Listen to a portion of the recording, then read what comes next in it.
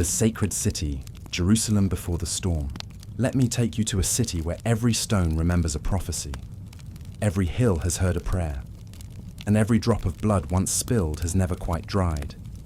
A city where the voice of God was once whispered from burning bushes, where prophets walked barefoot on dust older than kingdoms, where three great faiths clash not over land, but over destiny. Jerusalem. It's not just a city. It's an obsession. For Jews, it is Zion, the eternal home promised by covenant and carved in exile. For Christians, it is the city of crucifixion and resurrection, the heart of salvation. Drenched in the blood of Christ and sanctified by centuries of pilgrimage. For Muslims, it is Al-Quds, the noble sanctuary, the site of Muhammad's night journey to heaven, and the third holiest place in all of Islam. But long before Crusaders raised their crosses or caliphs built their domes, Jerusalem was already sacred and surrounded. You see, to understand why men bled for Jerusalem, we must first understand the empires that once encircled it. Not just Rome and Byzantium, but a power rising from the east, a power ancient, complex, and often forgotten in Western tales of the Holy Land, Persia. Yes, before the Arab armies thundered across the desert, before the first crusade even had a name, the Persian legacy loomed large over the region, and it would continue to echo in steel, in scripture, in silence. As the Abbasid Caliphate rose in Baghdad, shaped by Persian advisors and Persian poets, Jerusalem became less of a capital and more of a symbol, caught between sects, caught between ambitions, caught between the Sunni center in Damascus, the Shiite Fatimids in Cairo, and the Iranian dynasties watching from the east. It was here, in the 9th and 10th centuries, that something subtle began to happen. Jerusalem became less a city of governance and more a city of prophecy, a place to be claimed not just by sword, but by story. And stories, they're harder to kill. As the Abbasids waned and the Seljuks, a fierce Turkic people deeply influenced by Persian administration and Islamic mysticism, rose to power, Jerusalem once again became a pawn on the board. And yet, its importance only grew. You see, the Seljuks didn't just bring war, they brought vision. A vision shaped by Persian scholars, Shiite missionaries, and Sunni reformers. To them, Jerusalem wasn't just worth defending, it was worth defining. And in that definition, conflict would soon follow. Because from the west, another vision was coming. A vision wrapped in armor, baptized in zeal, and crowned by a pope. The Crusades were about to begin.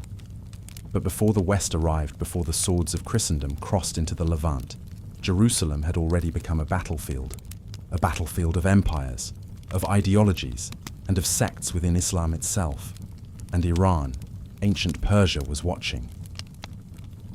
Waiting, and, in ways history forgot to mention, already involved. In the shadow of minarets and the hum of ancient markets, Jerusalem stood quietly watching empires rise and fall like tides. But beneath that stillness, something profound was unfolding. While Christian Europe remained fractured and distant, and the Fatimids ruled from Egypt with Shiite banners flying over Cairo, another force stirred to the east. The Persians, once mighty under the Sassanids, crushed by the early Arab conquests, had not vanished. They had transformed. Their language endured in poetry, their philosophy in scholarship, and their political genius in the new Islamic world that had risen upon their ruins. By the 10th century, Persian families like the Buyids had become kingmakers in the Abbasid court. They ruled Baghdad in all but name, cloaking their authority in the legitimacy of caliphs who were now puppets. Though Jerusalem was far from the Tigris, its fate was not immune to Persian intrigue, because the Persians brought something no one else had ideas. They brought a taste for mystical Islam, for courtly refinement, for theological debate sharpened to a razor's edge. They saw religion not as a tool, but as a language of empire. And through their influence, the Muslim world began to shift from conquest to consolidation, from tribal warfare to ideological war. Jerusalem, perched between Cairo and Baghdad, became a chessboard for this subtle struggle. The Fatimids, representing a radical Shiite vision of Islam, claimed spiritual ownership of the city. They built mosques, appointed loyal governors, and flooded the region with propaganda extolling the line of Ali and denouncing the Sunni caliphs of Baghdad. Meanwhile, in Iran, the seeds of something even darker were being sown. A secretive sect, known later as the Assassins, or more properly, the Nizari Ismailis, began to emerge in the Persian mountains. They were brilliant, fanatical, and utterly unconventional. They saw themselves as agents of divine truth, sworn to cut through the lies of both Sunni and rival Shiite factions. And they would, in time, reach into the Holy Land not with armies, but with daggers. But that comes later. For now, Jerusalem held its breath. The Seljuks nomads turned sultans. Heirs to the Persianized caliphate were marching west. They had already taken Iran, then Mesopotamia, then Anatolia after humiliating the Byzantines at Manzikert. And with every step, they brought not just fear, but a new vision for Islam, one shaped by Sunni orthodoxy and Persian bureaucracy. They arrived at Jerusalem's gates like a storm crowned in calligraphy. The Fatimids fought to hold the city, but the Seljuks took it in a whirlwind of violence. Mosques were defiled, churches, already battered, were left to decay. Pilgrims, Christian and Muslim alike, faced harassment or worse. The holy city, so central to identity, became a periphery of empire, and in Europe, word spread of desecration, of danger, of lost shrines. Monks preached vengeance, popes called for redemption, and soon, in 1095, the First Crusade was born. But make no mistake, the Crusade was not the first fire to burn in Jerusalem. By the time the armored knights arrived, swords raised and banners high, Jerusalem had already been ravaged by struggles within Islam, Sunni against Shiite, Persian against Arab, Reformer against Caliph. The Holy City was not a victim of distant zealotry. It had been at the crossroads of empires for centuries, and the Persians, watching from their mountains, shaping from their courts, were far more present in this story than history likes to remember. They were not always the ones holding the sword, but often they were the ones who sharpened it. By the mid-11th century, Jerusalem was no longer merely a jewel of pilgrimage. It had become the contested heart of a civilization tearing itself from within. Every sect wanted it. Every empire tried to claim it. And no one truly controlled it for long. When the Seljuks swept through the Levant, they did not arrive as saviors, but as conquerors hard-edged, disciplined, and hardened by decades of warfare in the Iranian plateau and Anatolian highlands. Their origins may have been Turkic, but their worldview was shaped by Persian scholars, mystics, and administrators. Persian, not Arabic, was the language of court poetry and bureaucratic decree. Even their caliphal legitimacy, granted by the Sunni Abbasids in Baghdad, rested on ceremonial and philosophical scaffolding built in the academies of Nishapur and Ray. But for the Seljuks, Jerusalem was not yet a crown jewel. It was a strategic node valuable for its position between Egypt and Damascus, but peripheral compared to the centers of Persian power, and that proved fatal. In 1077, Seljuk control of Jerusalem passed to Artuk, a warlord under nominal Seljuk allegiance. His governance was erratic, often brutal, marked by the persecution of Christian pilgrims and internal purges of Shiite officials suspected of sympathizing with Cairo. This chaos filtered into Europe, distorted through fear and rumor. Stories began to circulate of desecrated relics, violated churches, and roads unsafe for those seeking the tomb of Christ. Whether true or exaggerated, these tales poured like oil onto a fire already lit by reformist zeal in Rome. Then came 1095, at the Council of Clermont. Pope Urban II called upon the princes of Christendom to take the cross not merely to aid the Byzantine Empire against the Turks, but to reclaim the Holy City itself. He spoke of Jerusalem in tones of apocalypse and ecstasy. He painted a vision of the sacred under siege, of a land soaked in Christian blood, awaiting redemption by divine steel. And across Europe, thousands answered. Knights sold their lands. Peasants left their fields. The First Crusade was not a unified army. It was a migration of belief, armed and unrelenting. But what these warriors didn't know, what history often forgets, is that the Muslim world they were charging into was already fractured, deeply. While the Seljuks ruled in name, their empire had splintered into warring sultanates. Brothers fought brothers. Atabegs rebelled. Governors declared autonomy in the name of long-dead caliphs. Persian-educated viziers tried to hold the machinery together, but the gears had begun to grind. The Fatimids, Shiite rulers from Egypt, saw an opportunity in this chaos.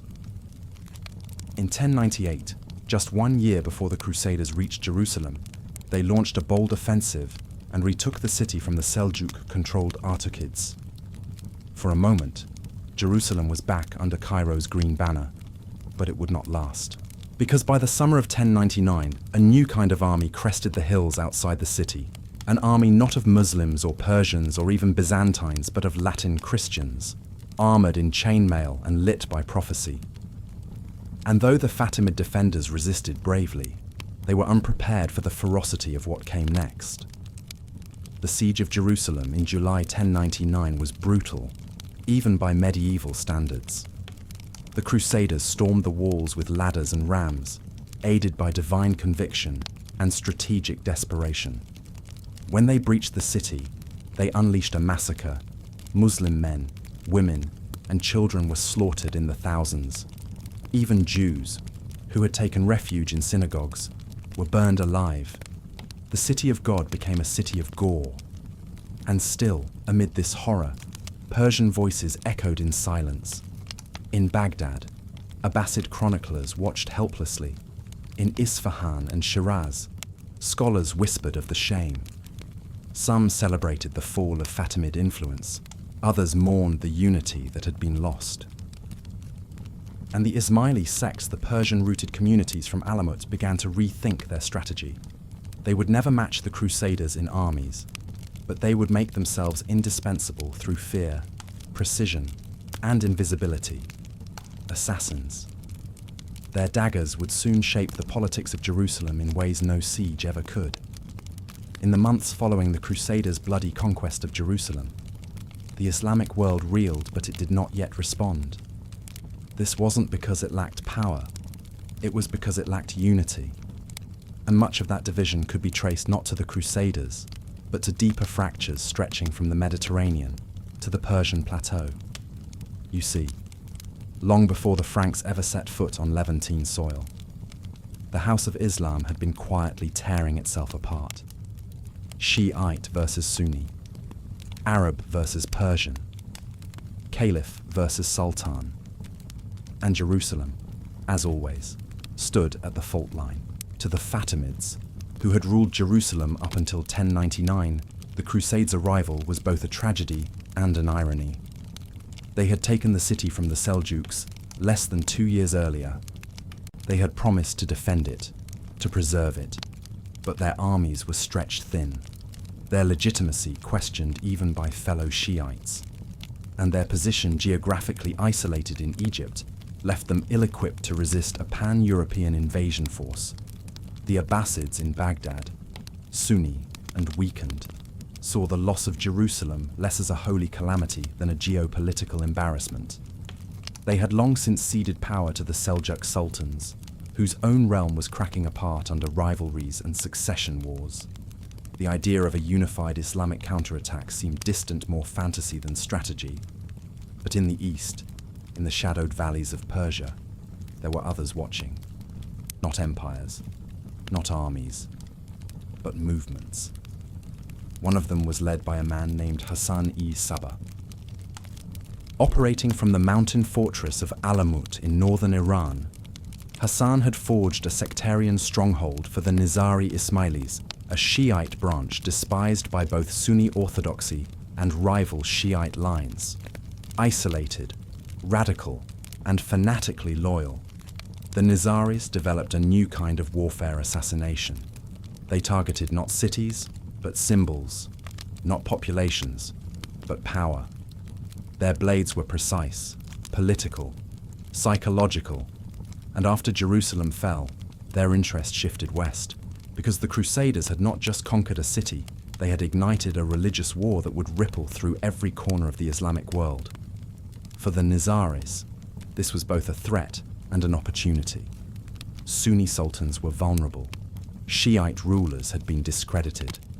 The Franks could be manipulated, infiltrated, even used. And so, in the decades that followed, Persian-trained agents, quiet, educated, lethal, began to appear in the Levant, some disguised as scholars, others as merchants, all of them with one mission to shape the future of this holy war from the shadows. They understood something the Crusaders did not, that the war for Jerusalem was never just about steel and siege towers. It was about symbols, about perception, about belief. And in that battlefield, Persia had been fighting for centuries.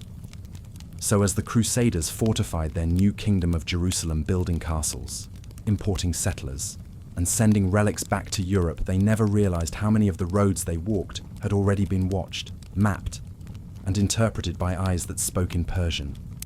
The war had entered a new phase, one not written in banners, but in blood on silk, and Jerusalem, ever the prize, would soon find itself caught not just between Europe and Islam, but between the many faces of Islam itself. Even before a single Crusader banner had flown over the walls of Jerusalem, the city was already tired. Tired from centuries of being the contested shrine of distant capitals. Tired from the endless tug-of-war between Cairo, Baghdad, and Damascus. Tired of being sacred to all but safe for none. And yet, it endured, because Jerusalem, unlike any other city, had power not drawn from armies or gold, but from myth. And in that myth, every faction, Arab, Persian, Turk, saw a reflection of itself. The Fatimids viewed it as a divine foothold, a symbol of their Shiite destiny. The Abbasids, weakened but proud, saw it as the third jewel in Islam's crown after Mecca and Medina. The Seljuks saw it as a way to cement their dominance over Sunni Islam, legitimizing their power with control over Holy Land. But for the Persians, especially those immersed in the intellectual and mystical traditions of Khorasan and Qom Jerusalem, held a more elusive meaning. It was not only a battlefield, it was a mirror, a reflection of how fractured the House of Islam had become. And that fracture was as much philosophical as political. Persian thinkers like Al-Ghazali wrestled with this duality. How could an empire devoted to God allow such decay? How could caliphs claim spiritual supremacy while murdering rivals and taxing mosques? In Jerusalem's decline, they saw evidence of a deeper disease, one that no army could cure. It was this awareness, this bitter clarity that began to shape the Islamic response to the Crusades in unexpected ways. Instead of unified retaliation, there was hesitation. Instead of alliances, there was suspicion. Fatimids hated Seljuks. Sunni imams denounced Shiite mystics. Arabs distrusted Persian bureaucrats. Even within sects, factions plotted in secret. Everyone claimed the Prophet's mantle. No one could agree on how to wear it. And into this chaos marched the Crusaders, driven not by political coherence, but by belief. It was not their strength that shocked the Muslims of the Levant. It was their unity of purpose, their absolute, uncompromising focus on Jerusalem. Where Muslim warlords saw a sacred city as one piece among many, the Crusaders saw it as the entire board. They did not come to negotiate, they came to possess. And they succeeded because those who might have stopped them were too busy arguing about whose version of God deserved to rule. But Persia remembered, not just the defeat, the mistake. It would not forget how theological pride had made way for military loss. And in the years to come, as new leaders rose from the ashes, men like Nur ad-Din, Saladin, and even later, the Safavid Shahs, they would look back to this moment. The moment when Islam lost Jerusalem, not because of weakness, but because of disunity, and they would vow never again. But that vow, that promise of a unified front, forged in the fires of Persian memory and Islamic shame, would not take root overnight. First, there would be more blood, more betrayal, and more battles yet to come. In the final years before the First Crusade, the land surrounding Jerusalem was not ruled but juggled. Governors came and went. Allegiances shifted with the seasons. One year, the city flew the banner of the Fatimids, guarded by Egyptian troops and overseen by Shiite viziers. The next, it was surrounded by Sunni militias, loyal to Seljuk warlords in Damascus, whispering commands given from as far as Ray or Hamadan. The people of Jerusalem, Muslim, Christian, and Jewish, lived on the edge of empire and ideology. They paid taxes to rulers they would never meet. They listened to Friday sermons that shifted their loyalty with every sermon. Some prayed in fear, others in defiance, but most in fatigue. Still, even in confusion, the city held a rhythm. Markets bustled. Pilgrims arrived in small numbers, wary but devoted. Scholars debated in courtyards. Muezzins called to prayer across rooftops where crosses, crescents, and memories overlapped like faded graffiti. But beneath the surface, something else stirred. A slow, bitter awareness that this delicate balance, this shared custody of the sacred, could not last. In Cairo, the Fatimid caliphs feared the growing power of the Sunni Seljuks to the northeast, especially their Turkish generals, who increasingly ignored Baghdad and acted as kings in all but name. In Persia, the Seljuks themselves had begun to fracture. Rival sultans and governors plotted from Aleppo to Isfahan, each claiming divine sanction. In the shadows, the Nizaris of Alamut sharpened their daggers, not yet a threat to the Crusaders, but a looming one. And then, from across the sea, came a storm no one had anticipated, not even the most paranoid vizier in Baghdad or the most far-sighted imam in Shiraz. The Franks, armored, alien, and aflame with purpose. They did not understand the complexities of Muslim theology. They could not tell a Fatimid from a Seljuk or a Shiite from a Sunni. They saw only one truth: Jerusalem must be theirs. And so, when they arrived ignorant but focused, fragmented but driven, they bulldozed through a region too splintered to resist. Antioch fell, then Edessa, then Tripoli, and finally, in 1099, after a siege soaked in dust and desperation, Jerusalem. It was not just the bloodshed that shocked the Muslim world. It was the speed. A city sacred to over 1 billion people today had been lost in a matter of months, not to superior armies, but to united will. For Persia, it was a moment of reckoning. A civilization built on centuries of intellectual, spiritual, and administrative achievement had been outmaneuvered by raw religious passion.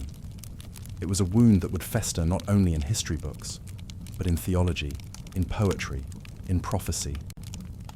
And from that wound, something began to form. A memory, a warning, and a hunger for something more than vengeance, something enduring. Because if Jerusalem could be lost that easily, what else could be taken? And who would take it back? And so it was that the world turned its gaze westward, to the thunder of Crusader hooves and the shadow of the cross that now loomed over the horizon. But while Europe stirred with the frenzy of pilgrimage and holy war, something older, quieter, and infinitely more calculating was awakening in the east. In the madrasas of Nishapur, scholars reviewed maps inked a century earlier, marking trade routes, water sources, and fortress walls in the Levant. In the courtly halls of Ray and Marv, scribes recorded reports from embassies and merchants returning from Syria with news of these strange, armoured pilgrims from across the sea. And in the mountain fortresses of northern Iran, the leaders of the Nizari Ismailis, whose sect was shaped in the crucible of both Persian philosophy and apocalyptic Shia theology, sat in candlelit councils, plotting not open war, but something subtler. They saw the Crusaders not as invincible monsters, but as clumsy invaders, temporary, unrooted, dangerous, but not eternal. And they were right. The Crusaders came like a wildfire, but they would not hold the land by faith alone. And while they raised cathedrals in Jerusalem and carved Latin laws into Arab stones, the East began to move slowly, methodically, like a desert wind rising before a storm. Persia had been humiliated before, by Greeks, by Arabs, by Mongols yet to come, but it had never been erased. Instead, it watched, it adapted, it survived. And now, as Jerusalem wept beneath the weight of foreign banners, and the blood of saints and strangers darkened its stones, Persia prepared not to reclaim the city with brute force, but to influence the war that would shape the next 2 centuries. In the smoke of burnt incense and the rustle of ancient manuscripts, a truth became clear to those who read deeply enough. This was no longer just about Jerusalem. This was a war for the soul of the world. And Persia, quiet, fractured, proud, was far from finished. For those in the heartlands of Persia, from the turquoise-domed mosques of Isfahan to the libraries of Tus, the news of Jerusalem's fall was not immediate. It arrived days late, in fragments, through merchants, pilgrims, and weary scribes. But when it did, it struck like thunder beneath the skin, not merely because of the violence, not even because of the Christians, but because they had let it happen. Jerusalem had fallen not as a martyr, but as an orphan, abandoned by a Muslim world, too consumed with its own inheritance squabbles to notice. Seljuk princes, drunk on the spoils of conquest, warred against their cousins. The Abbasid caliph in Baghdad issued proclamations, but no one listened. The Fatimids in Cairo, still licking their wounds from political purges, remained inward-looking and guarded. And in the mountains of Persia, hidden behind fortress walls, the Nizari sect quietly flourished, watching the Sunni Shiite feud play out like a tired play. But Jerusalem was sacred to all of them, and so its loss sparked not only outrage, but reflection. In Persian theological circles, debates erupted. Had God withdrawn his blessing? Was this divine punishment for internal corruption? In poems and sermons, Jerusalem became more than a place. It became a symbol of humiliation, a mirror held to the face of a civilization that had once conquered Spain and India, and now could not protect its most holy sanctuary.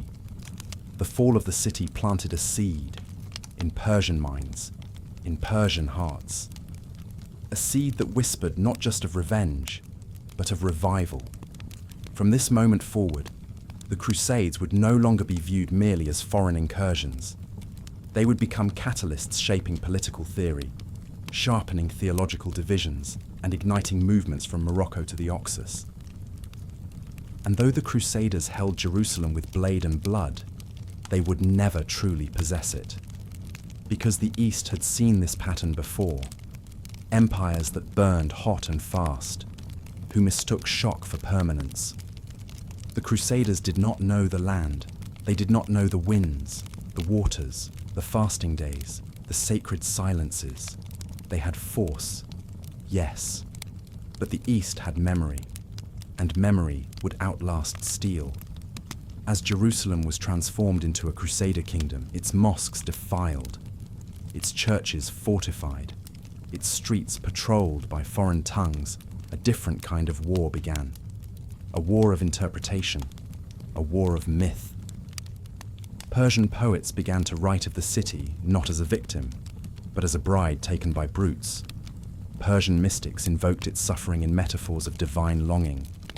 And in the madrasas, scholars revised old prophecies, linking the fall of Jerusalem to the end of days, to the return of hidden imams, to the rise of new saviors from the east.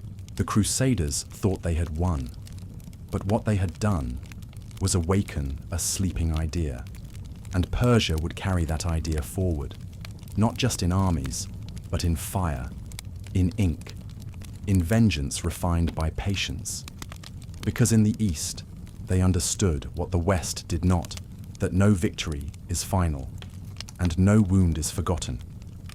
In the gardens of Shiraz and beneath the domes of Nishapur, whispers of Jerusalem's fall were met, not only with grief, but with bitter recognition.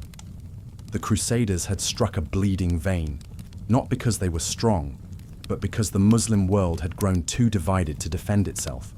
And nowhere was this realization more profound than in Persia. Persian intellectuals, steeped in centuries of philosophical introspection, saw the defeat not just as a military failure, but as a moral crisis. The Ummah had become a house divided, its leaders grasping for power, its sects feuding with ancient rage, its soul dulled by decadence. The loss of Jerusalem was not a thunderclap. It was an echo of things already broken. And in the Sufi zawiyas, in candlelit circles of mystics and poets, a question began to rise. Had Islam lost its center?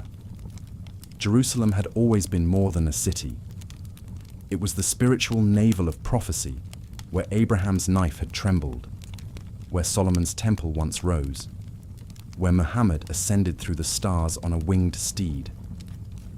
In losing it, they had not simply lost a fortress. They had lost a mirror, a reflection of divine favor, a sense of cosmic alignment. For Persians, this wound ran deep. Their culture had always embraced the idea of sacred geography of cities that were more than cities. And now, one of those holy nexuses had fallen into foreign hands, defiled by an army that neither knew its history nor respected its layers.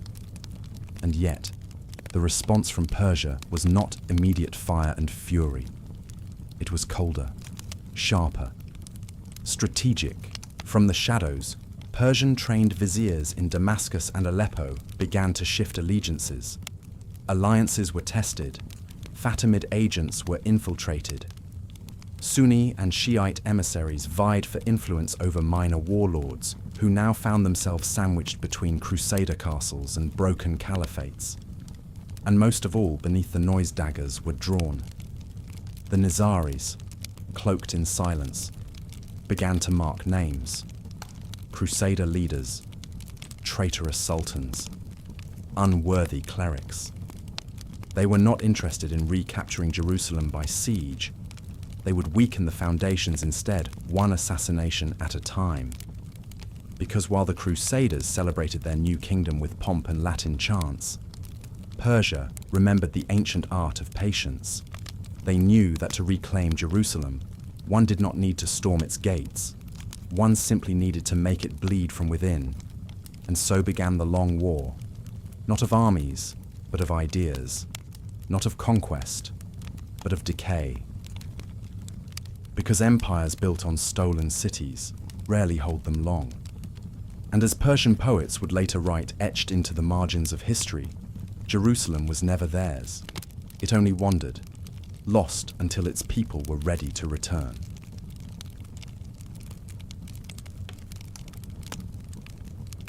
The crescent and the cross, when Persia met Crusade, it did not begin with war drums, not this time. It began with silence, a silence stretching from the walls of Alamut to the halls of Baghdad, a silence that followed every letter sent westward, every whisper passed between merchants, every shrine desecrated by hands that could not read the script carved upon its stones. The Crusaders had taken Jerusalem, but they had not conquered the East, because to conquer the East, you had to understand it, and the Franks, those steel-clad warriors from beyond the sea, understood nothing. They didn't know the difference between a Shiite and a Sunni. They couldn't tell Persian from Arab.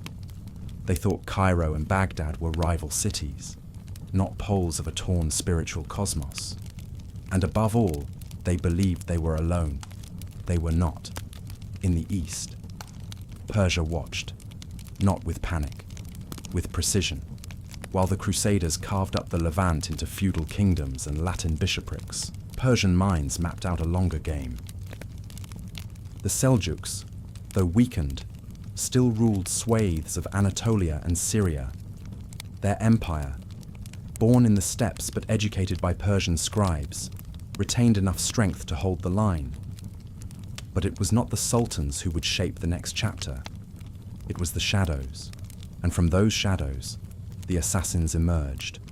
They called themselves the Nizaris, a splinter sect of Ismaili Shi'ism, persecuted by both Sunni caliphs and rival Shiites. But they had something no other group possessed: a fortress of thought, hidden in the Alborz mountains of Persia. Alamut was not just a castle, it was a crucible, a place where strategy, belief, and fear were fused into a single weapon. Their founder, Hassani Sabah, had studied in Cairo, meditated in Ray, and rebelled in the name of a truth few understood. To his followers, he was not just a leader, he was the proof that precision could outmatch power.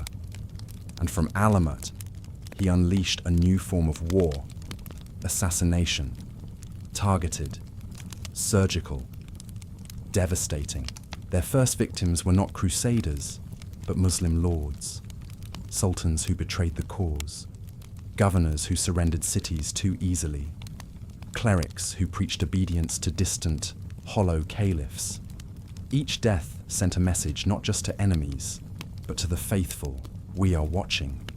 And when the Crusaders realized what was happening, when one of their barons fell dead in his courtyard, a dagger in his throat, and no sign of the killer they did not understand, they thought it sorcery, witchcraft, devilry.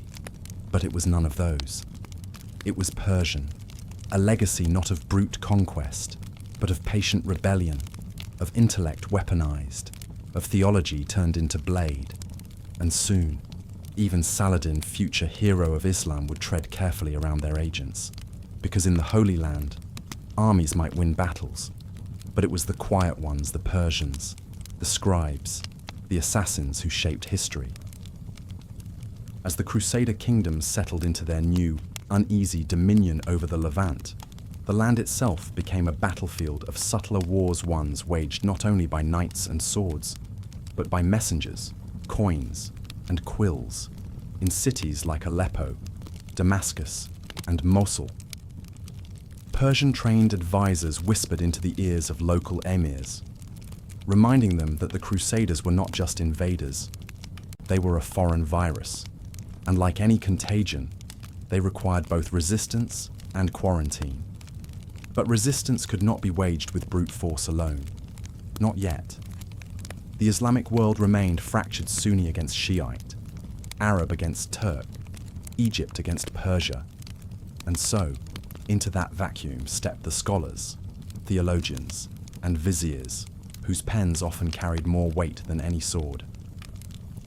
In the court of Nur ad-Din Zengi, the ruler of Aleppo and one of the first real Muslim leaders to unify factions against the Franks, a quiet revolution took root. Nur ad-Din was no mere warlord. He had studied with Persian tutors, read Persian texts of governance and law, and surrounded himself with men who saw jihad not merely as a military duty, but as a divine and cultural imperative. From their influence, he funded the rebuilding of mosques, schools, hospitals, and libraries, an infrastructure of faith designed to not only counter the Crusaders militarily, but morally. This model of resistance, military and spiritual, Persian in tone, if not in origin, would shape the leaders who came after him. Especially one, Salah ad-Din. Though born in Tikrit, in modern-day Iraq, Saladin's career was molded in the crucible of Persianized Islamic culture.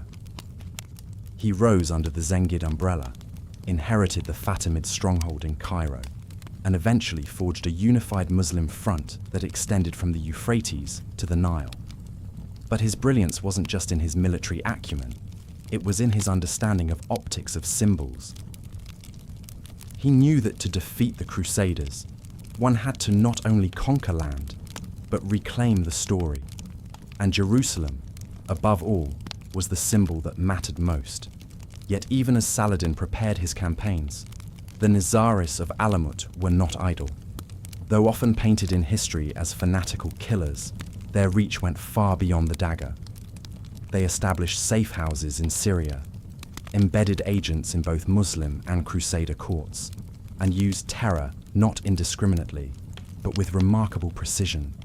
Their targets were chosen for effect, those who undermined unity or threatened their influence. And while Saladin eventually clashed with them, surviving assassination attempts himself, he never dared to dismiss them outright. In fact, more than once, he negotiated with their leaders, because in this war of empires and faiths, even a sultan needed the shadows on his side. Meanwhile, in Crusader-held cities like Antioch and Jerusalem, Latin rulers struggled to understand the game being played around them. They fortified walls, built churches, and tried to impose order through feudal norms, but they were operating in a world far older and far more complex than they knew. They did not understand the tribal alliances stretching across the Syrian steppe. They did not know which Shiite sect might be plotting with a Sunni emir. They could not distinguish Persian scholars from Arab chroniclers, nor did they grasp how quickly a single poem, carried across a desert by a merchant or mystic, could ignite rebellion. The East was not passive, it was patient. It had seen empires rise and fall. It had buried Greeks, Romans, and caliphs. It had endured invasion, plague, and civil war. And now, as Crusader banners flew over Jerusalem, the East was not afraid. It was preparing. Because Persia had taught it one thing above all, the war for faith was not won in a day, it was won in centuries, and the cross would not hold the city forever. In the decades that followed the First Crusade, the Levant became a stage upon which shifting allegiances played out like a tragic drama, each act directed not by singular heroes or villains, but by layers of history, ideology, and ambition. The Crusaders, arrogant in their conquests, saw themselves as new kings of ancient lands, but they were surrounded by enemies they barely understood, and whose greatest weapon was time. In Persia, the Seljuk Empire had begun to fracture under the weight of its own contradictions. The once mighty Turkish sultans who had roared across Anatolia were now divided sons against uncles, governors against caliphs. But even in fragmentation, Persian culture remained intact. It was in the Persian courts where the philosophies of resistance matured, where visions of reconquest were not just drawn on maps, but in minds. And it was in these courts that the idea began to crystallize. Jerusalem was not merely to be avenged, it was to be redeemed. This idea resonated beyond the Persian plateau. It filtered into Syria, into Egypt, into the minds of men like Nur ad-Din and Saladin, not because of conquest, but because of example. The Persian model of rule, just, pious, scholarly, became the ideal. Persian literature painted the Crusaders as beasts with iron skin and empty souls. Persian theologians declared that only a return to spiritual unity could repel the invaders, but the East was still too divided. Even as Saladin began to rise in power, forging unity from the remnants of Fatimid Egypt and Zengid Syria, he faced constant sabotage, not just from the Crusaders but from fellow Muslims. Some Sunni rulers feared his growing power. Some Shiite factions saw him as a traitor to their cause, and the Nizaris, always watching, always calculating, struck at him when it suited them. Yet amid this chaos, something profound occurred. The very pressure of the Crusades began to harden Islamic identity.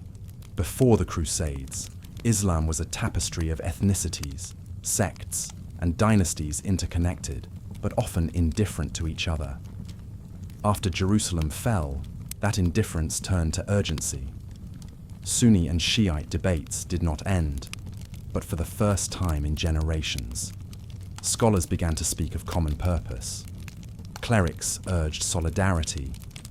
Poets wrote of a pan-Islamic struggle. And Persian intellectuals were at the heart of this shift, shaping not only rhetoric, but policy. Persia, though politically fractured, remained culturally unified. Its scholars taught across borders. Its poets were read in Damascus, Cairo, and even Cordoba. Its assassins reached the very courts of Crusader kings, and its memory of glory, of conquest, of civilizational pride inspired leaders like Saladin to think not as governors, but as guardians of an entire faith. Thus, by the time Saladin launched his great campaign to retake Jerusalem, it was not just a military operation. It was a fulfillment of Persian dreams, of Islamic revival, of vengeance refined into justice. And when the city finally fell not in flame, but in mercy, it marked the return not only of territory, but of meaning. The Crusaders had conquered Jerusalem in blood, but it was retaken with vision, a vision seeded in Persia, a vision that would echo long after swords were sheathed. As Saladin's star rose in the firmament of the Islamic world, his actions echoed not just with military discipline, but with the cadence of Persian ethics. Though Kurdish by blood and Egyptian by appointment, Saladin's rule was unmistakably shaped by Persian ideals of kingship rooted in justice, patronage of knowledge, and the harmony between sword and scripture. From his court in Cairo to the halls of Damascus, Saladin filled his administration with scholars, jurists, poets, and architects, many educated in Persian traditions. He built hospitals modeled after those in Baghdad and Nishapur, patronized historians who chronicled his campaigns with moral nuance, and ensured that sermons across the realm praised not only his victories, but his piety, his restraint, and his mercy. This was no accident. Persian political theory, especially from the era of the great viziers like Nizam al-Mulk, taught that the strength of a ruler lay not merely in conquest, but in legitimacy. And legitimacy came from culture, religion, and continuity.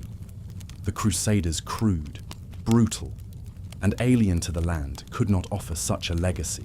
They were viewed as interlopers, grasping at crowns made of dust. Their castles were strong, but their roots were shallow. Saladin, in contrast, drew from centuries of Persian governance. His scribes wrote not just of wars, but of treaties, land reform, justice for non-Muslims, and the restoration of Waqf properties endowments that funded everything from soup kitchens to schools. In doing so, he reasserted Islamic civilization as not only defiant, but sophisticated. Persia's legacy in his reign was not ornamental, it was structural. And while his sword carved paths through enemy ranks, his mind shaped by Persian tutors, Persian texts sought not annihilation, but redemption. Even his greatest victory, the retaking of Jerusalem in 1187, was executed with that ethos. When the Crusaders had seized the city nearly a century earlier, they drowned its streets in blood. When Saladin reclaimed it, he permitted safe passage. He allowed churches to stand. He ransomed prisoners instead of slaughtering them, not for weakness, but for message. He was no mere warlord. He was the embodiment of a just ruler, an ideal refined in the palaces of Nishapur and the madrasas of Ray. And the West noticed. European chroniclers, even those who hated him, wrote of Saladin with awe. They compared him not to tyrants, but to Arthurian kings. In his conduct, they saw echoes of nobility their own crusading leaders lacked, and in his restraint, they glimpsed a civilization they had underestimated. Persia had taught the Muslim world not just how to fight, but how to rule, how to endure, how to define victory beyond the battlefield. And as the Second and Third Crusades came and went, as empires shifted and treaties were signed and broken, that Persian vision endured. It whispered through the corridors of Damascus. echoed in the minarets of Jerusalem and lingered in the ink of every scribe who recorded what truly mattered. That to reclaim a holy city was not enough. One must also reclaim the story. As the 12th century unfolded, the Crusader kingdoms, once triumphant in their swift conquests, began to wither under the slow, deliberate pressure of a Muslim world learning once again how to breathe as one. And at the root of that revival, though rarely acknowledged by sword-wielding warriors or Western chroniclers, was the quiet hum of Persian thought. From the narrow corridors of Aleppo's madrasas to the trellised courtyards of Cairo's vizierial halls, Persian influence had seeded a new blueprint for Islamic governance and resistance. It was a world not just of soldiers, but of scholars, not just of jihad, but of justice. Saladin's successors, though less charismatic than he, continued to lean on this framework. They built alliances not merely through fear, but through marriage, diplomacy, and shared religious infrastructure. Sunni orthodoxy was promoted, but with an administrative professionalism born in the heart of Persia centuries earlier, the rebuilding of libraries, the regulation of charitable endowments, the reorganization of taxation, all echoed with the rhythm of Persian bureaucratic genius. Even the Islamic concept of jihad itself was reframed, transformed from a sporadic call to arms into a structured, sustained doctrine of defense and reconquest. Treatises were written, legal arguments debated, and beneath the political urgency lay a deeper philosophical current. The war for Jerusalem was not just over territory, but over meaning, and meaning, in the Islamic world, had always been Persia's greatest export. The Crusaders, isolated in coastal fortresses and shrinking enclaves, never grasped this shift. Their leaders fought among themselves. The Templars and Hospitallers acted as sovereign orders, often undermining kings and popes alike. And while they looked outward for reinforcements from France, from England, from Rome, the ground beneath them eroded. Because while the West sent knights, the East forged unity. And though the Crusaders had once seized Jerusalem with iron and flame, they now found themselves besieged not by sheer numbers, but by a civilization rediscovering itself, rediscovering its voice, its vision, and its vengeance. By the dawn of the 13th century, the tide had turned. The Crusader states were no longer expanding, they were retreating, wall by wall, year by year, and every retreat whispered the same lesson, that no invader, however fierce, can outlast a people who remember who they are. And Persia remembered. It remembered the caliphs it had counseled, the empires it had molded, the cities it had healed, and now, in the long shadow of Crusader ambition, it remembered Jerusalem, not as a prize to be taken, but as a trust to be restored. Even as banners of the cross still fluttered atop hilltop castles, and European knights patrolled the battlements of cities like Acre and Antioch, it was clear to the more perceptive minds of the age that a shift had begun, one not marked by bloodshed, but by whispers, treaties, and ideas that moved like currents beneath the surface of war. Persia, fractured politically, but unbroken in intellect, continued to inject that undercurrent. The Seljuk remnants in Iran may have splintered into local dynasties, but the scribal class, educated in classical Arabic jurisprudence and Persian statecraft, remained highly mobile. A jurist born in Hamadan might serve a court in Mosul. A physician trained in Nishapur might find patronage in Damascus. The men who carried knowledge also carried unity across languages, sects, and borders. And perhaps most critical of all, they carried memory. They remembered the invasions of Alexander, the zealotry of the Umayyads, the rise and fall of the Abbasids. The eclipse of Persia had never been permanent. It had always been transformation.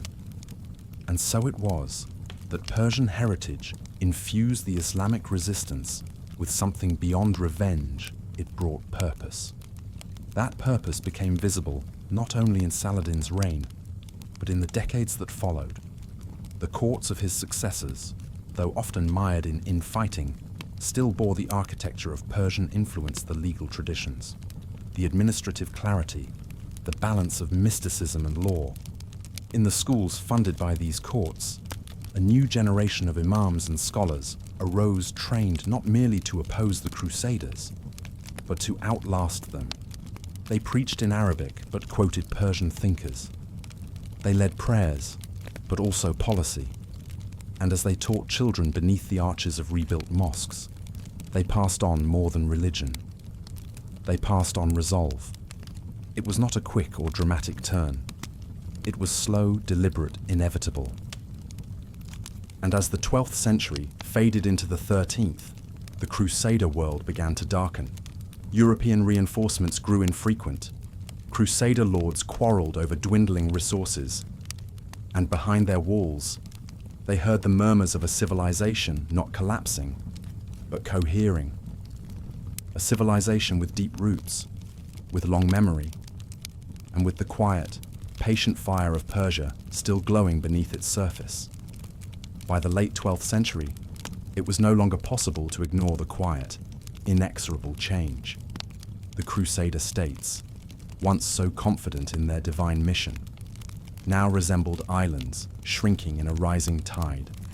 Their walls were still high, their knights still proud, but the world around them had grown colder, less tolerant of their presence, more unified in its purpose. That purpose, forged through hardship and shaped by centuries of Persian thought, now manifested not just in warriors or kings, but in institutions. The madrasas and hospitals founded by Saladin's successors carried forward a legacy of integration, binding together Turks, Arabs, Kurds, and Persians under a shared cultural banner. It was not uniform, but it was coherent, and coherence had been missing for too long. While the Crusaders argued over which European prince should lead the next expedition, the Islamic world built roads. While Western preachers conjured apocalyptic visions to rally peasants, Islamic architects restored aqueducts and markets. While kings in France and England taxed their people to fund yet another voyage into the East, the Muslim emirs taxed their trade routes and made them flourish. Persia's great lesson had always been that empires endure not by conquest alone, but by culture. And now that culture, layered, multilingual, steeped in memory, was reasserting itself. In the poetry of Jalal ad-Din Rumi, in the legal treatises of Fakhr al-Din al-Razi, in the strategic calculations of every general who knew that retaking land meant nothing without holding its soul. The Crusader kingdoms, surrounded and exhausted, still posed a threat, but they no longer shaped the world. They merely clung to it. And though the Franks would remain in the Levant for another century, the arc of their story had bent, not by sword alone, but by ink, by prayer, by patient, Persian resolve. The East had not been conquered, it had simply been stirred, and it would rise again, not only to repel invaders. In the stone courts of Jerusalem and the coastal castles of Tyre and Tripoli, Crusader lords still held feasts, donned their armor, and spoke in the tongues of Europe, but beneath their pageantry was fear quiet, unspoken, but ever growing. They sensed it in the markets, where Muslim traders began to return with confidence. They heard it in the sermons, where Arabic preachers no longer whispered rebellion, but proclaimed destiny. What the Crusaders didn't fully grasp, but could feel, was that the wind had changed, not because of any single battle, but because of an idea resurrected, refined, and spread by Persian hands. It was the idea that the East was not broken, that Islam was not defeated, that memory and unity were mightier than any siege tower or blade. And while Crusader forces awaited reinforcements from Europe, reinforcements that dwindled each year, the Islamic world grew self-reliant. It looked inward, healed, and began to project outward again. The Nizaris, the scholars, the architects, the mystics, all different voices. but all humming the same undertone. It was time to reclaim what had been lost. To the Franks, who had once seen themselves as chosen saviors, this cultural resurgence was mystifying. How could a people they once deemed fractured now act with such singular purpose? Why did the lands they conquered now feel more foreign than before? Why did even their allies Armenians, local Christians, Eastern converts drift slowly from their orbit because the story had changed? And in this new story, they were no longer saviors. They were relics, held at bay not by force, but by a tide of civilization that had found its rhythm again, a rhythm that flowed through the calligraphy of Persian scrolls, through the logic of Persian law, and through the moral clarity of Persian theologians who reminded every ruler, every soldier, every child that Jerusalem was a trust, and trusts are not forgotten, not in a year, not in a century, not ever. Even as Crusader kingdoms stubbornly held their forts and Latin bishops continued to sanctify stone cathedrals in foreign lands, something deeper gnawed at their foundations, an erosion not of brick or blade, but of meaning. What began as a holy mission had decayed into a tangled knot of feudal rivalries, papal meddling, and cultural misunderstanding. The Franks, as locals called them, never truly understood the land they occupied. And more damningly, they never understood the people they tried to rule.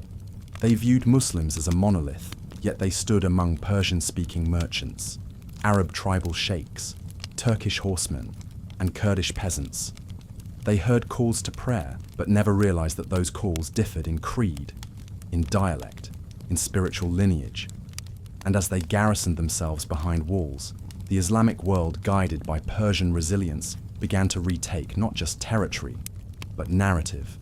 Persian poets, long masters of metaphysical exploration and courtly wisdom, turned their pens toward the Crusades, not with fire and brimstone, but with allegory, with reflection. They portrayed the Crusaders not as demonic threats, but as blind wanderers, men who mistook conquest for clarity and bloodshed for salvation. In verses recited in bazaars and madrasas, they reminded the faithful that the West may wield swords, but the East held time. And across Christendom, whispers of admiration crept in, European envoys, imprisoned knights, and even some prelates began to note the depth of Islamic civilization. They wrote home of grand libraries, of hospitals cleaner and more humane than any in Paris or London, of markets richer in goods and customs than anything seen in Europe. They spoke grudgingly, awestruck of Saladin's justice, of Damascus's dignity, of Baghdad's grandeur, and behind those impressions lay Persia's inked fingerprints. Because Persian culture was not simply surviving, it was converting hearts, not through faith, but through awe. And so, even as papal bulls cried for more crusades, and ships launched from Genoa and Marseille, the moral high ground began to crack beneath the armored boots of the West. The people they had once called barbarians now seemed more civilized. The victories they celebrated began to feel hollow, and the blood they spilled stained not only foreign sand, but their own souls. In this slow cultural reversal, Persia had achieved what no sword could. It had redrawn the moral map. And though Crusader kings still wore their crowns, and still drank toasts to Jerusalem, some part of them deep, unspoken, knew they had come seeking glory, and found themselves humbled by a people they did not understand, in a land that would never be theirs. By the twilight years of the 12th century, the very identity of the Crusader was under siege. Not just by Muslim armies reclaiming cities, but by an idea that had taken root within the soil of the East, an idea sharpened by Persian pens and burnished in Islamic courts, that righteousness belonged not to the loudest prayer, nor the bloodiest sword, but to wisdom, justice, and memory. The Franks, once greeted as divine warriors, were now increasingly seen as occupants, not liberators. The local Christian populations, Armenians, Greeks, Maronites grew wary of their Latin rulers. The Crusaders' ignorance of language, their disdain for local rights, and their endless squabbles turned allies into critics. Even fellow Christians began to whisper, perhaps the cross had lost its way. Meanwhile, the Muslim world, long fractured, was starting to see its fragments realign. Persian thinkers had long warned that disunity would invite disaster. Now, those warnings were heeded. Treatises circulated, reminding leaders that the Crusaders had not won through strength, but through Islamic division. Sermons echoed with verses calling for unity, not just in arms, but in vision. Saladin and his successors did not simply conquer, they coordinated. They consulted jurists before battles. They built alliances before campaigns. They offered terms before sieges. And in this structured resistance was the shadow of Persia's ancient statecraft, layered, adaptable, and unshakable. In contrast, the Crusaders resembled relics of a cruder age. Their castles were strong, but isolated. Their armies were brave, but uncoordinated. Their missions were holy, but hollowed by greed. Many knights came seeking salvation. They left with plunder or nothing. Few stayed for duty. Fewer still understood the land. And fewer yet could answer the question that began to echo among the ruins they left behind. What was all this for that question, subtle but growing, was perhaps the most potent weapon Persia ever forged. Because once it took hold, it could not be slain. And while swords could pierce armor, only doubt could pierce a cause. And so, even as new crusades were preached in Europe, even as ships were fitted and vows sworn, the East stood taller, not only with sharpened scimitars and reinforced walls, but with stories, with memory, with meaning. And the day was coming when even the Crusaders would remember the East not for what they had taken, but for what they had failed to understand.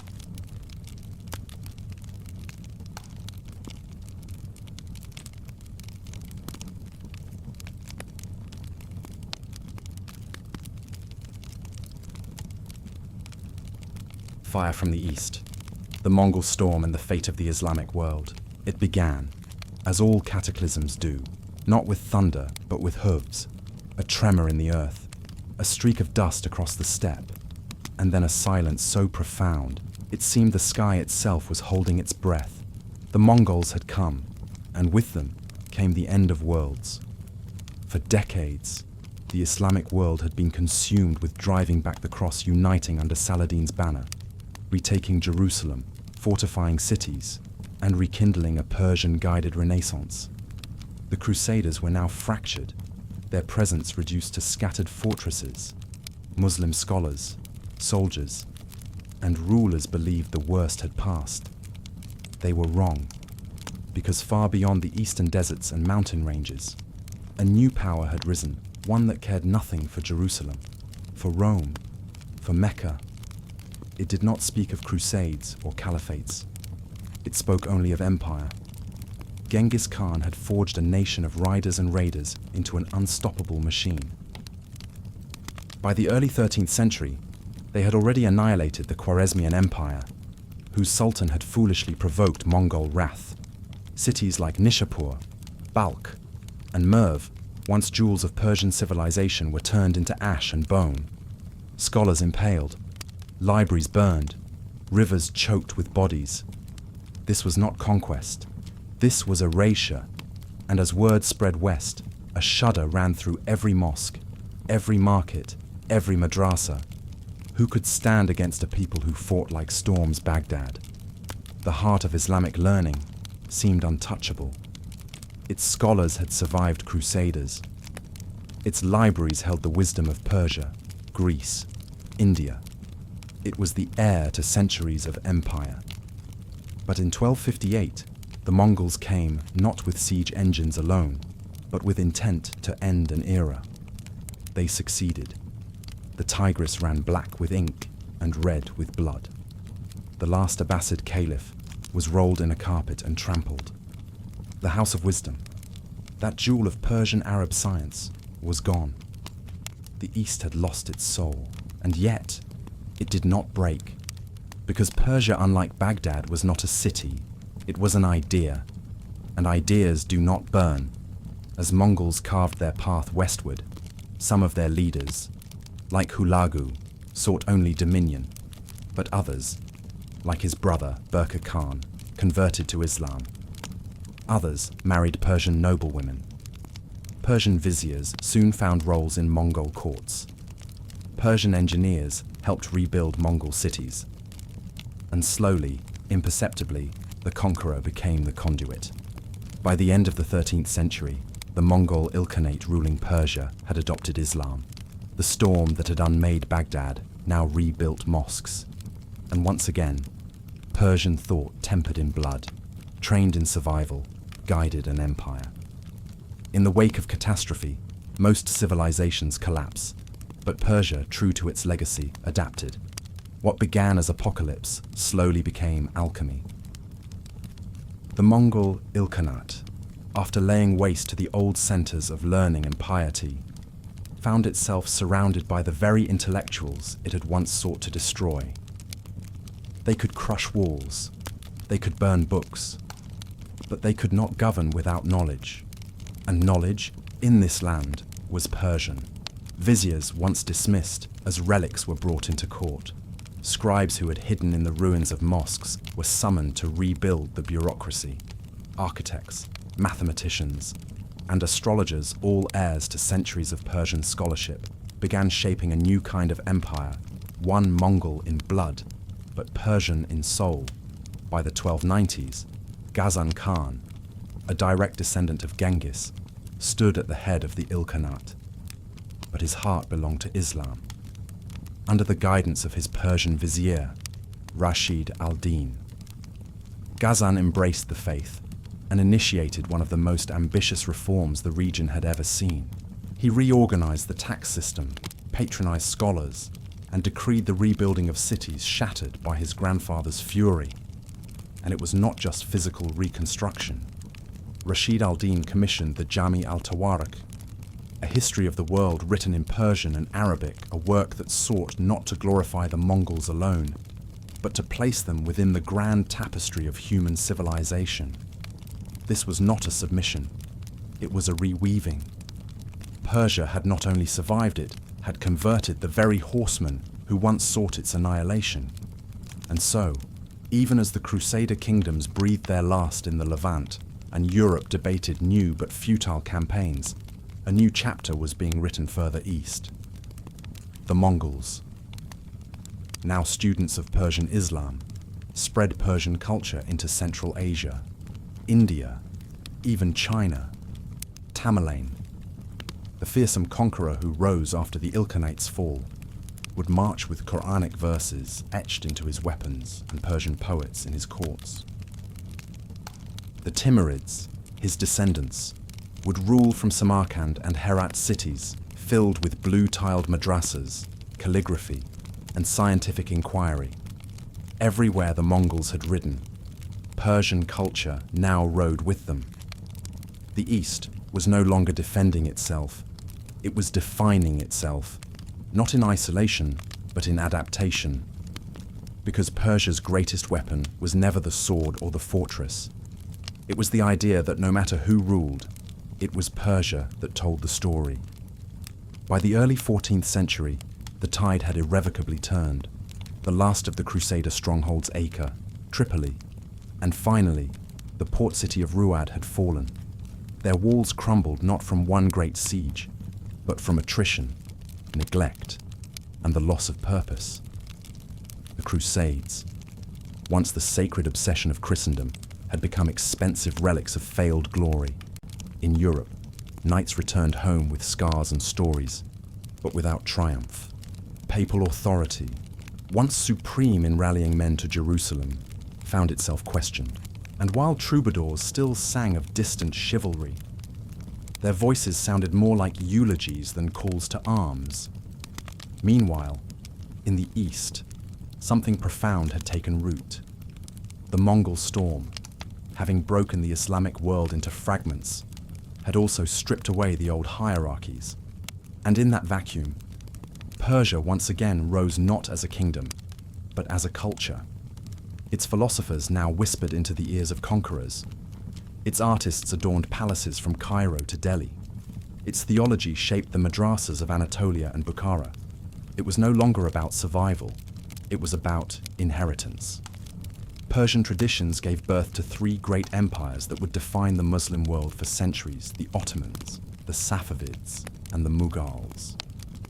Each traced its lineage to both sword and scroll. Each borrowed Persian courtly customs, architectural sensibilities, and literary genius. Persian had become more than a language, it had become the voice of empire. And what of the Crusaders? They left behind broken castles, ghost towns, and fragmented communities of Eastern Christians and converted locals. Their legacy was not glory, but caution, a lesson carved into stone and memory that zeal without understanding leads only to ruin. Ironically, the final triumph of the East was not in reclaiming Jerusalem, though that city remained holy, but in reclaiming its story. A story that stretched from the libraries of Nishapur to the domes of Isfahan, a story that no invader could fully destroy. And as the centuries turned, as maps changed and empires rose and fell, Persia endured quiet, proud, and eternal.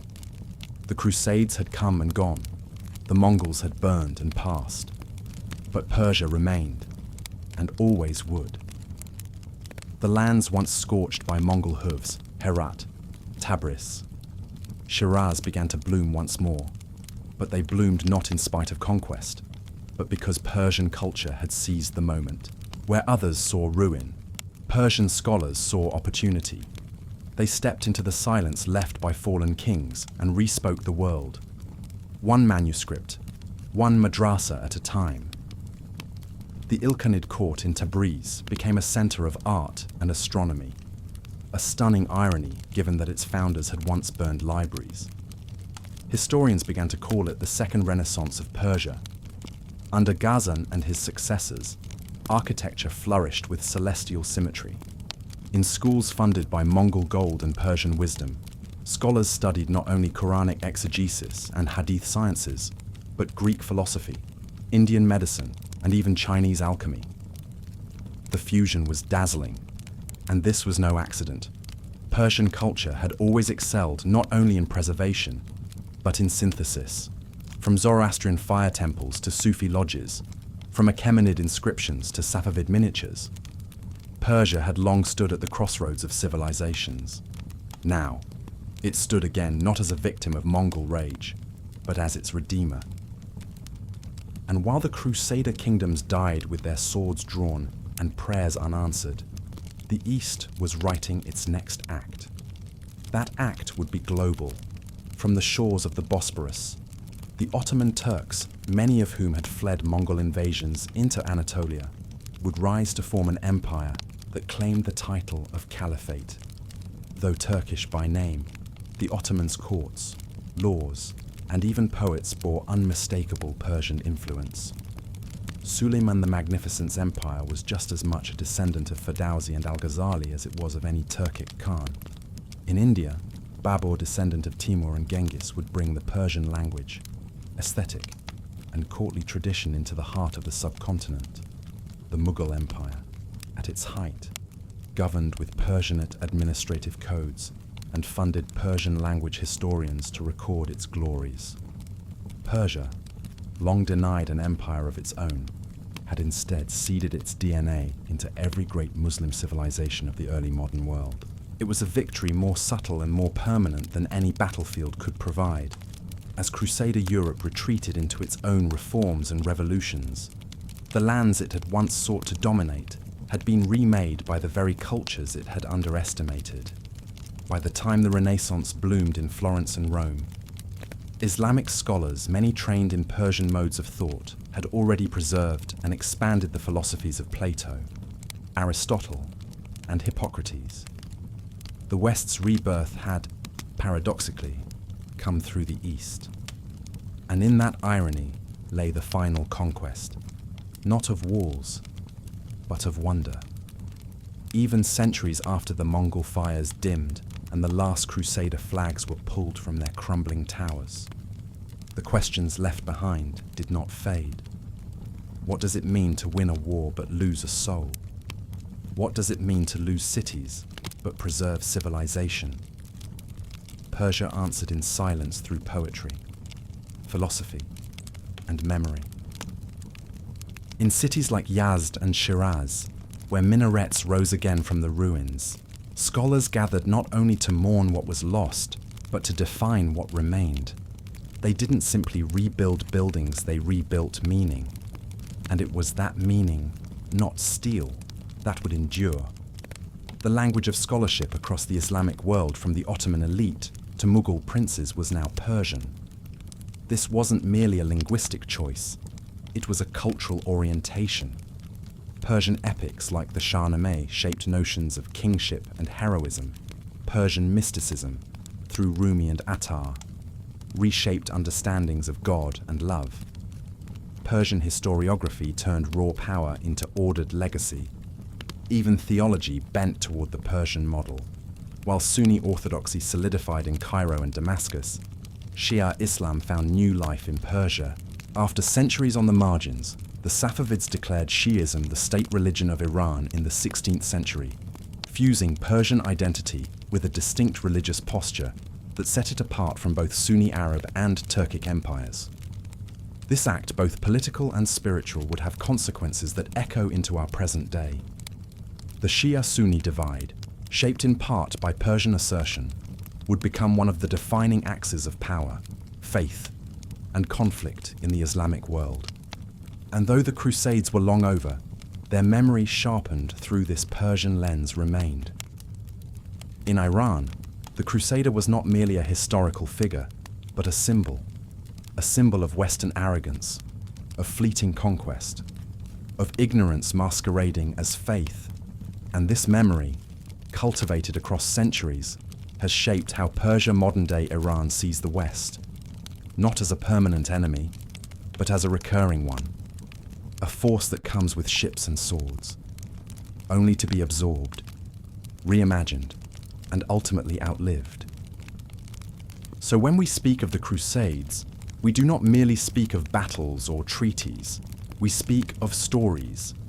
And no one told those stories better or longer than Persia. By the 14th century, no Crusader banner flew in the Levant. The Mongol Empire had fractured, its great khans either converted or consumed, and yet, Persia remained not as it had once been, but as something sharper, subtler. It was no longer the empire of Cyrus, nor the caliphate's glittering province, nor simply a conquered frontier. It had become the archive of identity. While the Crusaders measured their victories in stone fortresses and lost them in sand, Persia measured in manuscripts.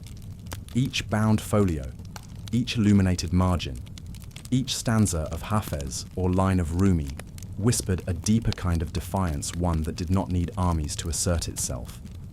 Ideas, in Persian hands, became fortresses taller than towers. In the shadow of ruined cities, Persian scholars catalogued the stars. In mosques rebuilt from ash, they debated jurisprudence, not vengeance. And in the courts of rulers from Delhi to Constantinople, Persian courtiers sat quietly beside kings, advising, translating, remembering. The Crusaders had sought to claim the Holy Land. The Mongols had sought to erase the world and rebuild it in their image. Both had failed. And though they scarred the land, they had not scarred its essence. The essence that Persia guarded. Even as new powers rose, the Ottomans in the west, the Safavids in the plateau, the Mughals in the east, all traced their legitimacy through Persian architecture, Persian texts, Persian rituals. Conquest might redraw borders, but culture drew permanence. And so Persia's revenge was not through rebellion, it was through influence, not in blood, but in blueprint. The East did not merely survive the Crusades and the Mongol storm. It transmuted them alchemy of trauma and resilience into a deeper civilizational clarity. One in which every fallen city was a footnote, and every recovered verse a monument.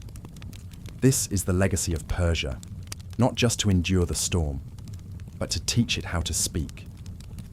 By the final decades of the 14th century, something extraordinary had taken place. The Crusaders, who once marched with crosses blazing on their chests and trumpets echoing through the ports of Europe, were gone not in a blaze of glory, but in a fading whimper. Their castles became homes for jackals. Their altars crumbled into dust. Even their maps faded borders once carved in faith and fire now washed away by time and tide. The Mongols, who had come like the wrath of heaven itself, had also vanished as a cohesive force. What remained of their empire was no longer Mongol in essence. It had been absorbed, softened, and reformed by the very lands they once tried to break. Persia had not only outlasted them, it had redefined them. But endurance alone wasn't the end of the story. The real victory, the Persian victory, lay in transmission. Persian scholars taught Mongol heirs how to rule justly. Persian poets gave voice to longing and loss, to power and humility. Persian architects taught stone to rise again, not in fear, but in beauty. The new Islamic world was no longer just Arab or Turkish. It was deeply, undeniably Persianate. In Isfahan, mosaics bloomed like constellations. In Herat, miniature painters captured the universe on parchment no larger than a hand. In Samarkand, observatories rose to study the heavens in equations first penned centuries earlier in Nishapur. And as European empires began their ascent, carrying with them new sails, new sciences, new savageries, they too would encounter this Persian legacy.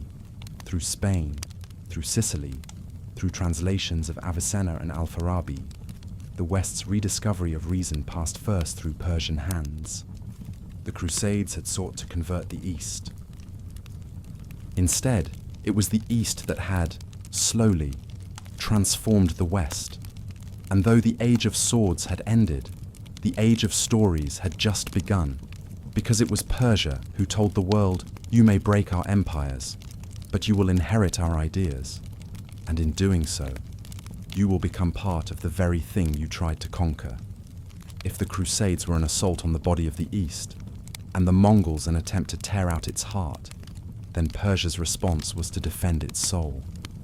And that soul refused to be erased. In caravanserais lining the Silk Road, Persian merchants continued to recite Hafiz over sweet tea. In hidden corners of ruined cities, Sufi mystics led dhikr circles by candlelight, singing praises to the One in languages that remembered Zoroaster and invoked Muhammad.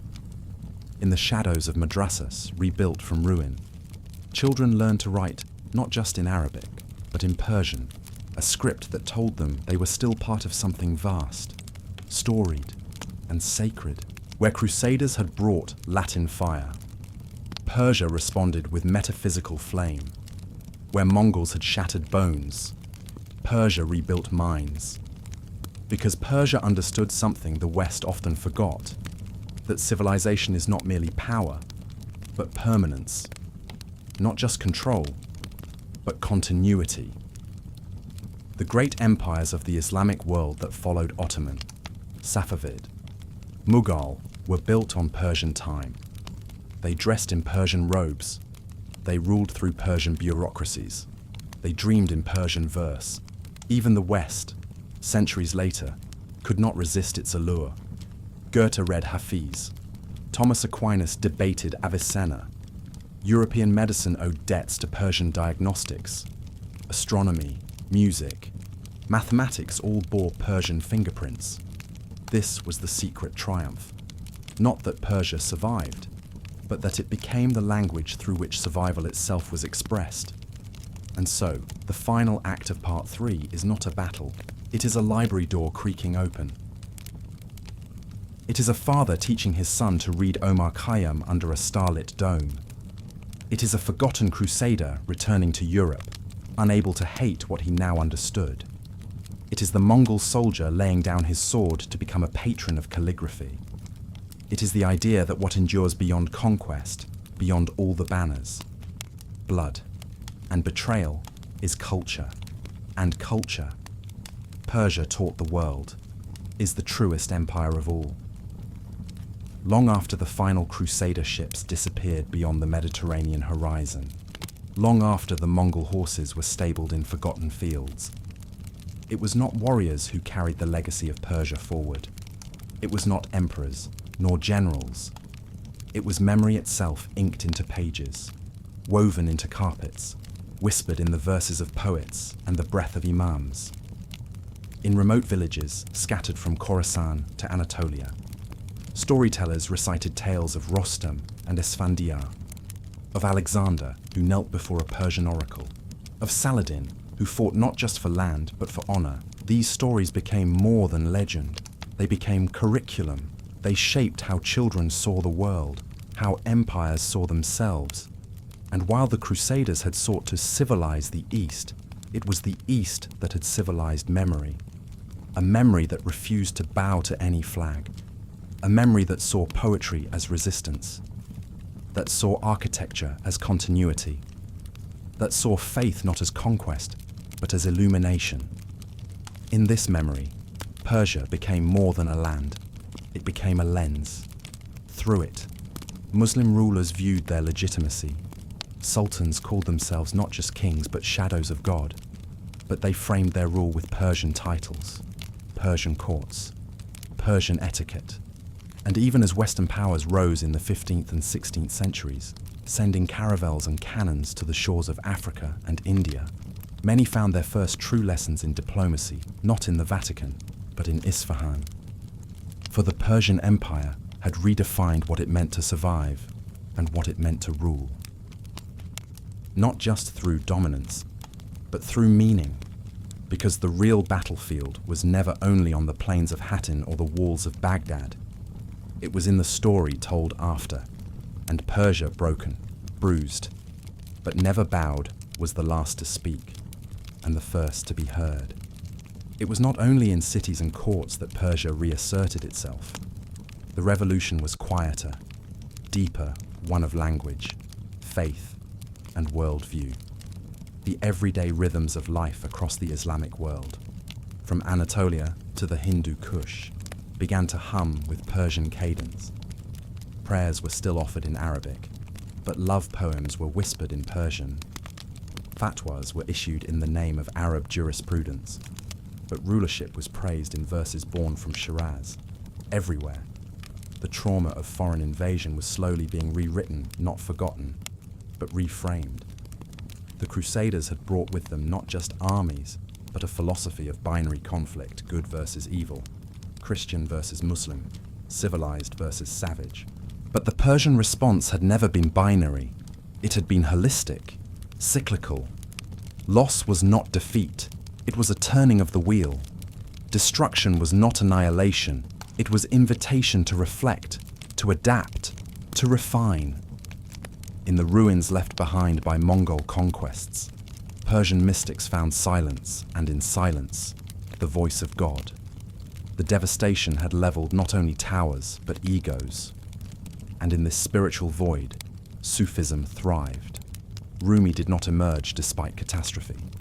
He emerged because of it. His verses, born in exile and yearning, offered a counter-narrative to Crusader arrogance and Mongol cruelty. He wrote not of enemies, but of mirrors, not of conquest, but of union. His words traveled further than any army translated, memorized, recited across continents and centuries. And in this, Persia achieved what no sword could, a spiritual dominance, not of coercion, but of attraction. By the time Europe awoke from its medieval sleep and entered the Renaissance, it found itself surrounded quietly, subtly by Persian ghosts, algebra, astronomy, medicine, logic. Much of what the West claimed to rediscover had passed through the translation houses of Persia. From Andalusia to Cairo, from Constantinople to Delhi, it had been Persian scholars who carried the flame forward, while Europe's were buried beneath crusading zeal. So in the end, the West did not defeat the East. It was reborn by it, and Persia its cities once razed, its libraries burned, smiled softly.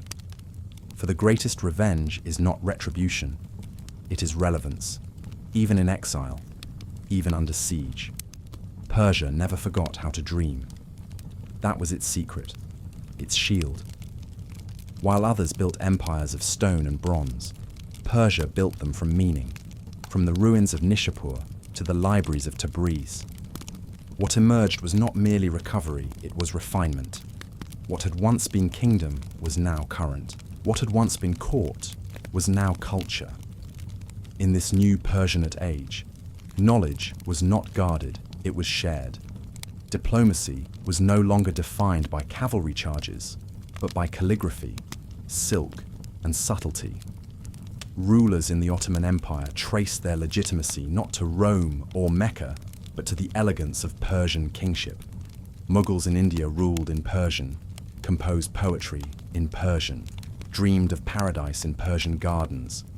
This was not colonization, it was cultural gravity. Even Islam itself was filtered through Persian cosmology. The mystical, the metaphysical, the poetic, these flourished in Persian soil, where the Arab world spoke of law and lineage. The Persian world asked, what is the nature of the soul? What lies beyond heaven? What if union with the divine isn't conquest but surrender? These were not the questions of a broken civilization. These were the questions of a civilization so secure in its being that it could afford to wonder. And so, the final gift of Persia in the wake of Crusades and Mongol fire was not resistance alone, it was reinterpretation. In the Persian worldview, calamity was not an end. It was an alchemical process. The Crusaders' sword purified nothing. The Mongols' flame sanctified no truth.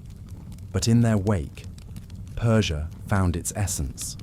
Not in the past it had lost, but in the future it would shape.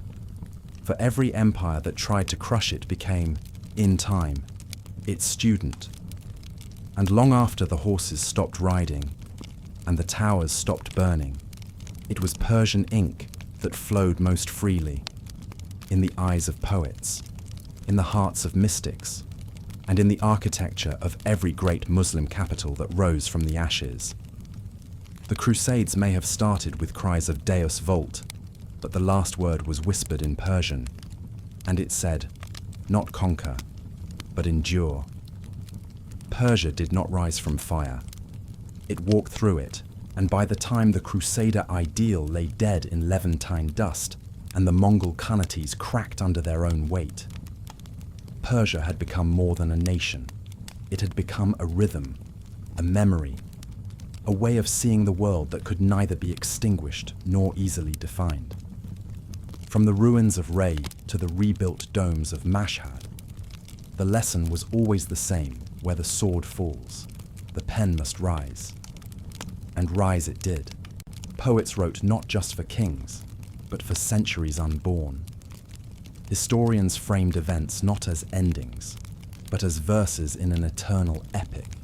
The Persian soul, long trained to endure dynastic upheaval and spiritual trial, now carried within it a quiet certainty that true victory is not when your enemy kneels, but when they recite your language in prayer. By the 15th century, the Persianate world stretched from the Bosporus to Bengal. It transcended ethnicity, empire, and even sect. Turks, Arabs, Indians, and even Mongol heirs, all dressed in Persian robes, quoted Saadi, and governed in the style of Darius and Harun alike. And while Europe turned its gaze westward toward new oceans and unknown lands, it carried Persian texts in its ships. Avicenna's medicine, Al-Farabi's logic, Razi's chemistry all had flowed through Persian hands. The very West that once tried to break the East now drank from its wells. The Crusades did not fail because of military miscalculation alone. They failed because they underestimated the East's capacity to outlast, outthink, and outcreate. And Persia was the beating heart of that capacity.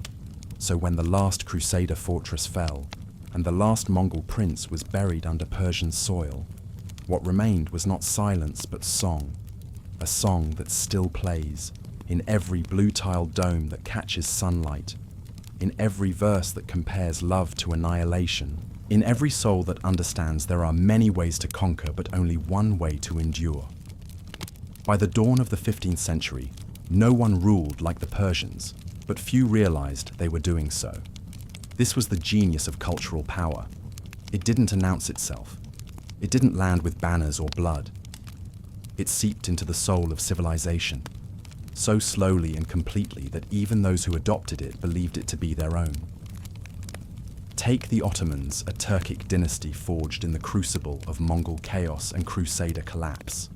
Their armies would march on Vienna. Their fleets dominate the Mediterranean, but their courts Persian. Their education systems Persian-inspired. Their poetry, their titles, their court rituals draped in Persian influence. And in India, the Mughals, descendants of Timur, inheritors of Mongol and Turco-Mongol legacy, ruled an empire that sprawled across the subcontinent. But the elegance of their rule, the very splendor of the peacock throne, was distinctly Persian. Akbar and Shah Jahan were as much children of Ferdowsi and Hafez as they were of Genghis or Babur. Even the Safavids, who remade Iran as a Shia stronghold, did not merely resist the Sunni world. They redefined it. They turned Persian nationalism into theological principle. They made identity a matter not just of land, but of lineage, language, and liturgy. And so, while the Crusader kingdoms vanished like smoke, and the Mongol Empire fractured into fiefdoms, Persia turned defeat into design. It was no longer about resisting the West. It was about remaking the East, one calligraphy stroke at a time, one mosque dome at a time, one whispered prayer in a Persian tongue spoken from hearts that had never forgotten Jerusalem, Baghdad, or Nishapur. It's said that true victory is when your enemy's children speak your language.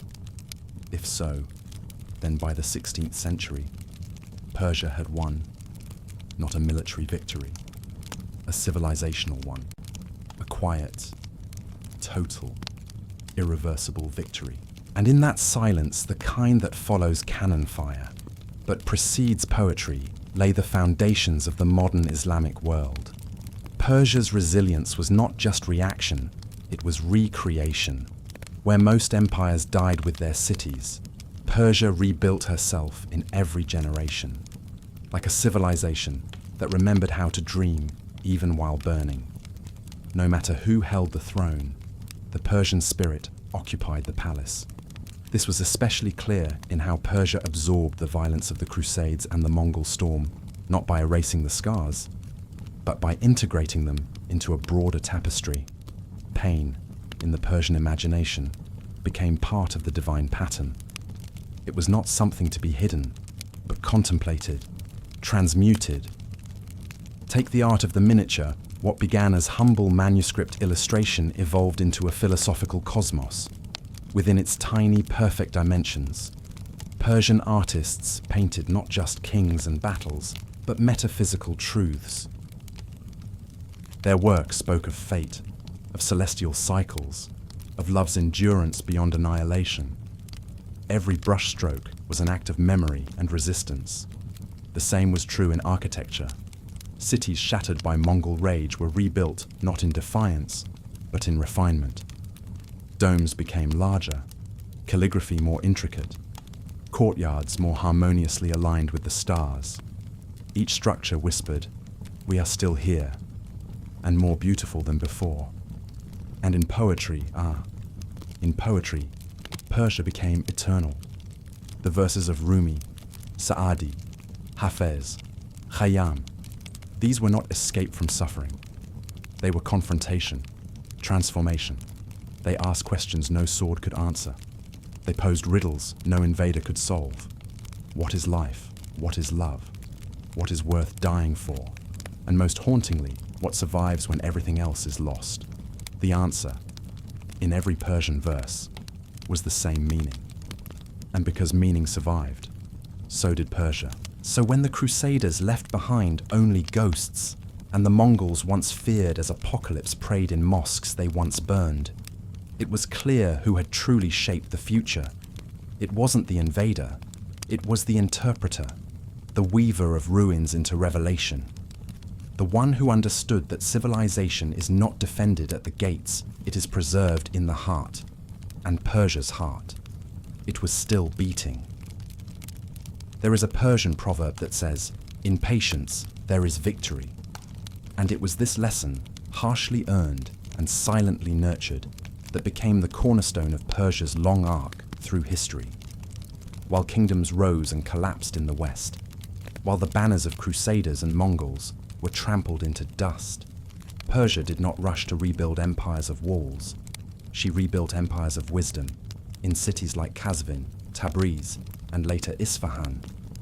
Knowledge became currency, not just religious doctrine, but astronomy, medicine, geometry, philosophy, each discipline cultivated, codified, and shared. The wounds of war were not forgotten, they were studied. How could societies collapse so easily? How did fanaticism devour diplomacy? Why did men in the name of faith become destroyers of creation? These were not the questions of vengeance. These were the questions of civilization. Persia's greatest revenge was introspection. And through this came clarity. Even as Western Europe emerged from its own dark centuries, it looked eastward for light. The rediscovery of Aristotle, the reintroduction of classical medicine, the very roots of modern algebra all flowed through Persian scribes, translated first from Greek into Arabic, and then perfected into Persian elegance before crossing into Latin tongues. So while the Crusades had been launched to claim holy ground, the real holy ground, the realm of enduring influence, was found not in Jerusalem, but in Persian thought, not in conquest, in continuity. That's why centuries later, when empires like the Ottomans, Mughals, and Safavids constructed their imperial identities, they turned to Persian models, in ritual, in architecture, in courtly behavior.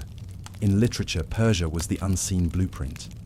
It had no sword, but it had the script. And script, unlike steel, does not rust. It echoes.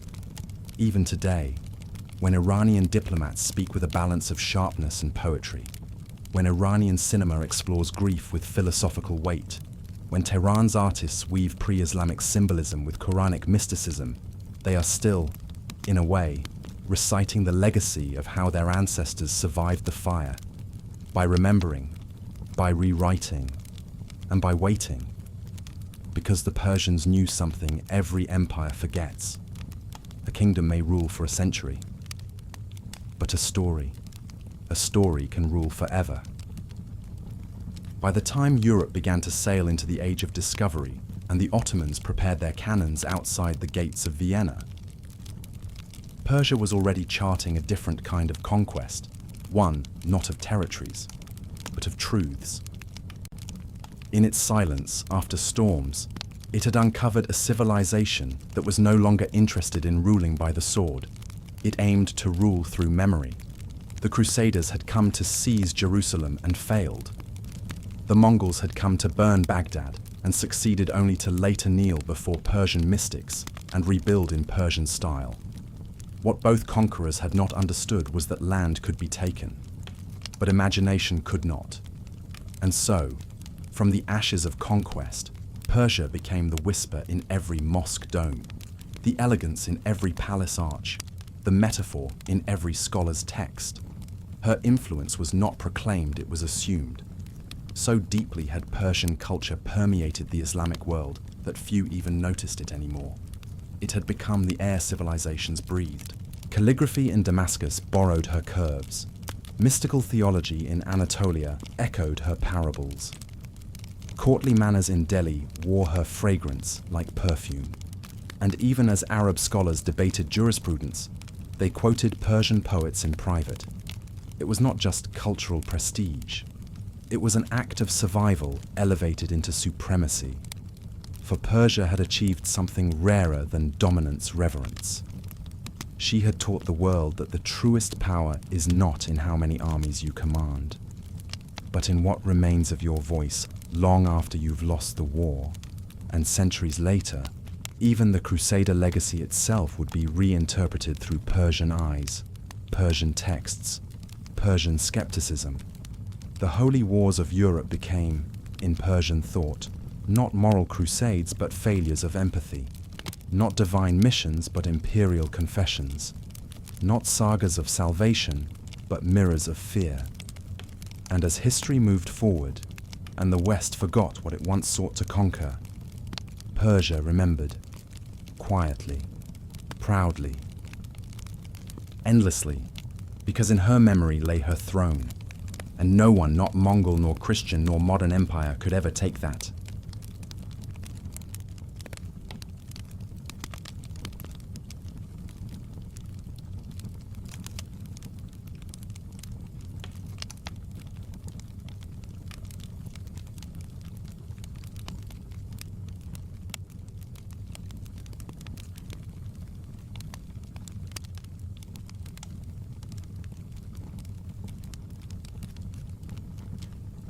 The shadow of the crescent, Crusader memory, Persian identity, and the modern Middle East. It is a strange thing how empires forget, but civilizations remember, and nowhere is this more evident than in the rise of modern Iran.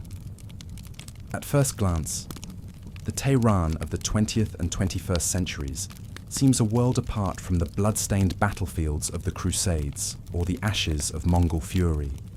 The towers are taller, the weapons are louder. The world is globalized, digitized, nuclear. But beneath the concrete and code lies a heartbeat that has not changed. Persia never forgot who tried to destroy her, and she never forgot that she survived. When the Safavids came to power in the 16th century, they didn't just build a state, they built a shield, a Shia shield. They declared that Persia would no longer follow the Sunni world's caliphs. Instead, it would carve its own path through doctrine, martyrdom, and blood memory. This wasn't just theology, it was identity. And at its heart burned the echo of older wounds. Jerusalem still called, not just as a city, but as a symbol. The Crusaders had once marched to claim it. Now, Iran would define itself, in part, by resisting anyone who claimed to do the same. This is why the memory of Crusades didn't end in the 13th century.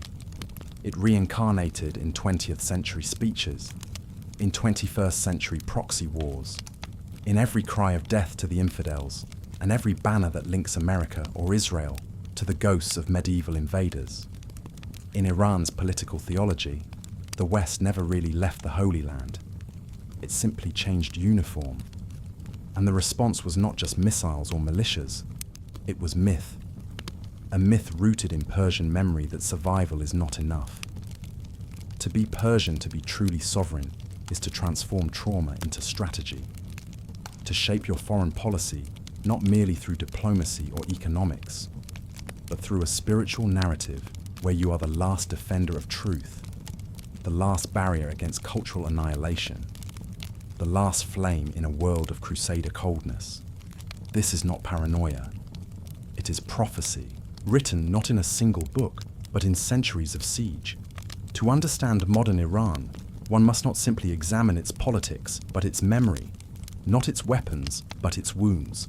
Because unlike many nations that were born in rebellion or conquest, modern Iran was reborn through recollection.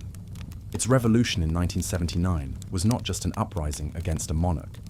It was a reawakening of centuries of identity suppressed under the noise of modernization and foreign intervention. The Shah may have worn a crown, but his courts whispered in French. His soldiers marched to American cadence. His oil flowed westward, and his history eastward forgotten. But the Islamic Revolution was not just a political event. It was a resurrection of Shia narrative, of Persian pride, of a civilization that had seen too many Romes rise, too many empires fall, and had chosen once again not to die, but to redefine. At its helm was not just a politician, but a philosopher, Ayatollah Khomeini.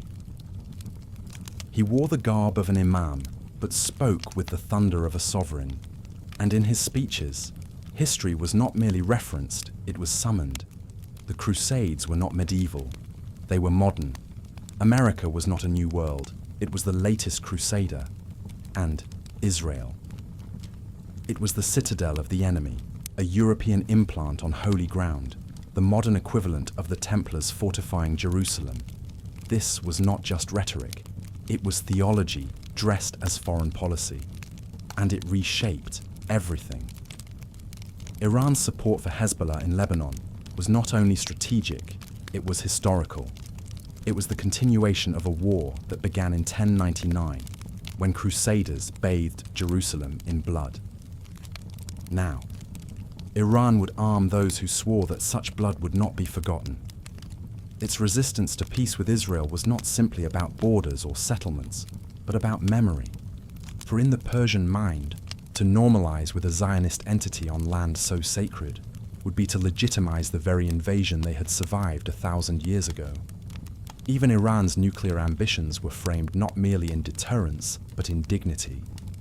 If the Crusaders once sought to humiliate the East, then modern Iran would ensure that never again would the balance of power lie in Western hands alone. And so Iran's worldview became not isolationist, but exceptionalist. We are not like the Arabs. They said, who made peace too quickly, who forgot too soon. We are Persia. We endure. We remember. We wait. And if needed, we resist. This ideology seeped into art, into textbooks, into sermons and cinema. Pilgrimages to Qom became as political as they were spiritual. The martyrdom of Hussein at Karbala, already the emotional center of Shia theology, became the metaphor for all foreign oppression. And every drone, every speech, every chant of death to Israel carried not just rage but ritual.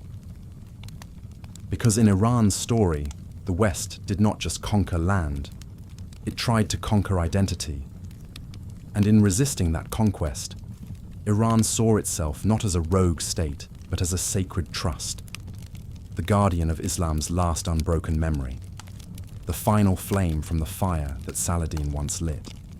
Inside Iran's borders, the Crusader narrative does not live only in slogans, it breathes in the scaffolding of the Islamic Republic itself. Every institution, every speech, every ritual of statehood is rooted not merely in modern governance, but in civilizational trauma. The past is not past, it is precedent. Take the Guardian Council, a body of clerics and jurists with the power to approve or veto legislation and candidates. On paper, it is a check on political corruption. In reality, it is a theological firewall, a safeguard against the infiltration of foreign ideas, values, or systems deemed as echoes of Western domination. To Iran's leadership, liberalism is not just a political ideology, it is a virus of the Crusader West, masquerading as freedom, but threatening to erode the sacred walls of Shia society. In the classroom, history is not a timeline, it is a battlefield. Young Iranians do not just learn about the Crusades as medieval episodes, they are taught to see them as the beginning of a war of civilizations that has never truly ended. The Western Crusade, according to official narrative, merely shifted forms from armored knights to oil companies, from missionaries to media conglomerates, from swords to sanctions.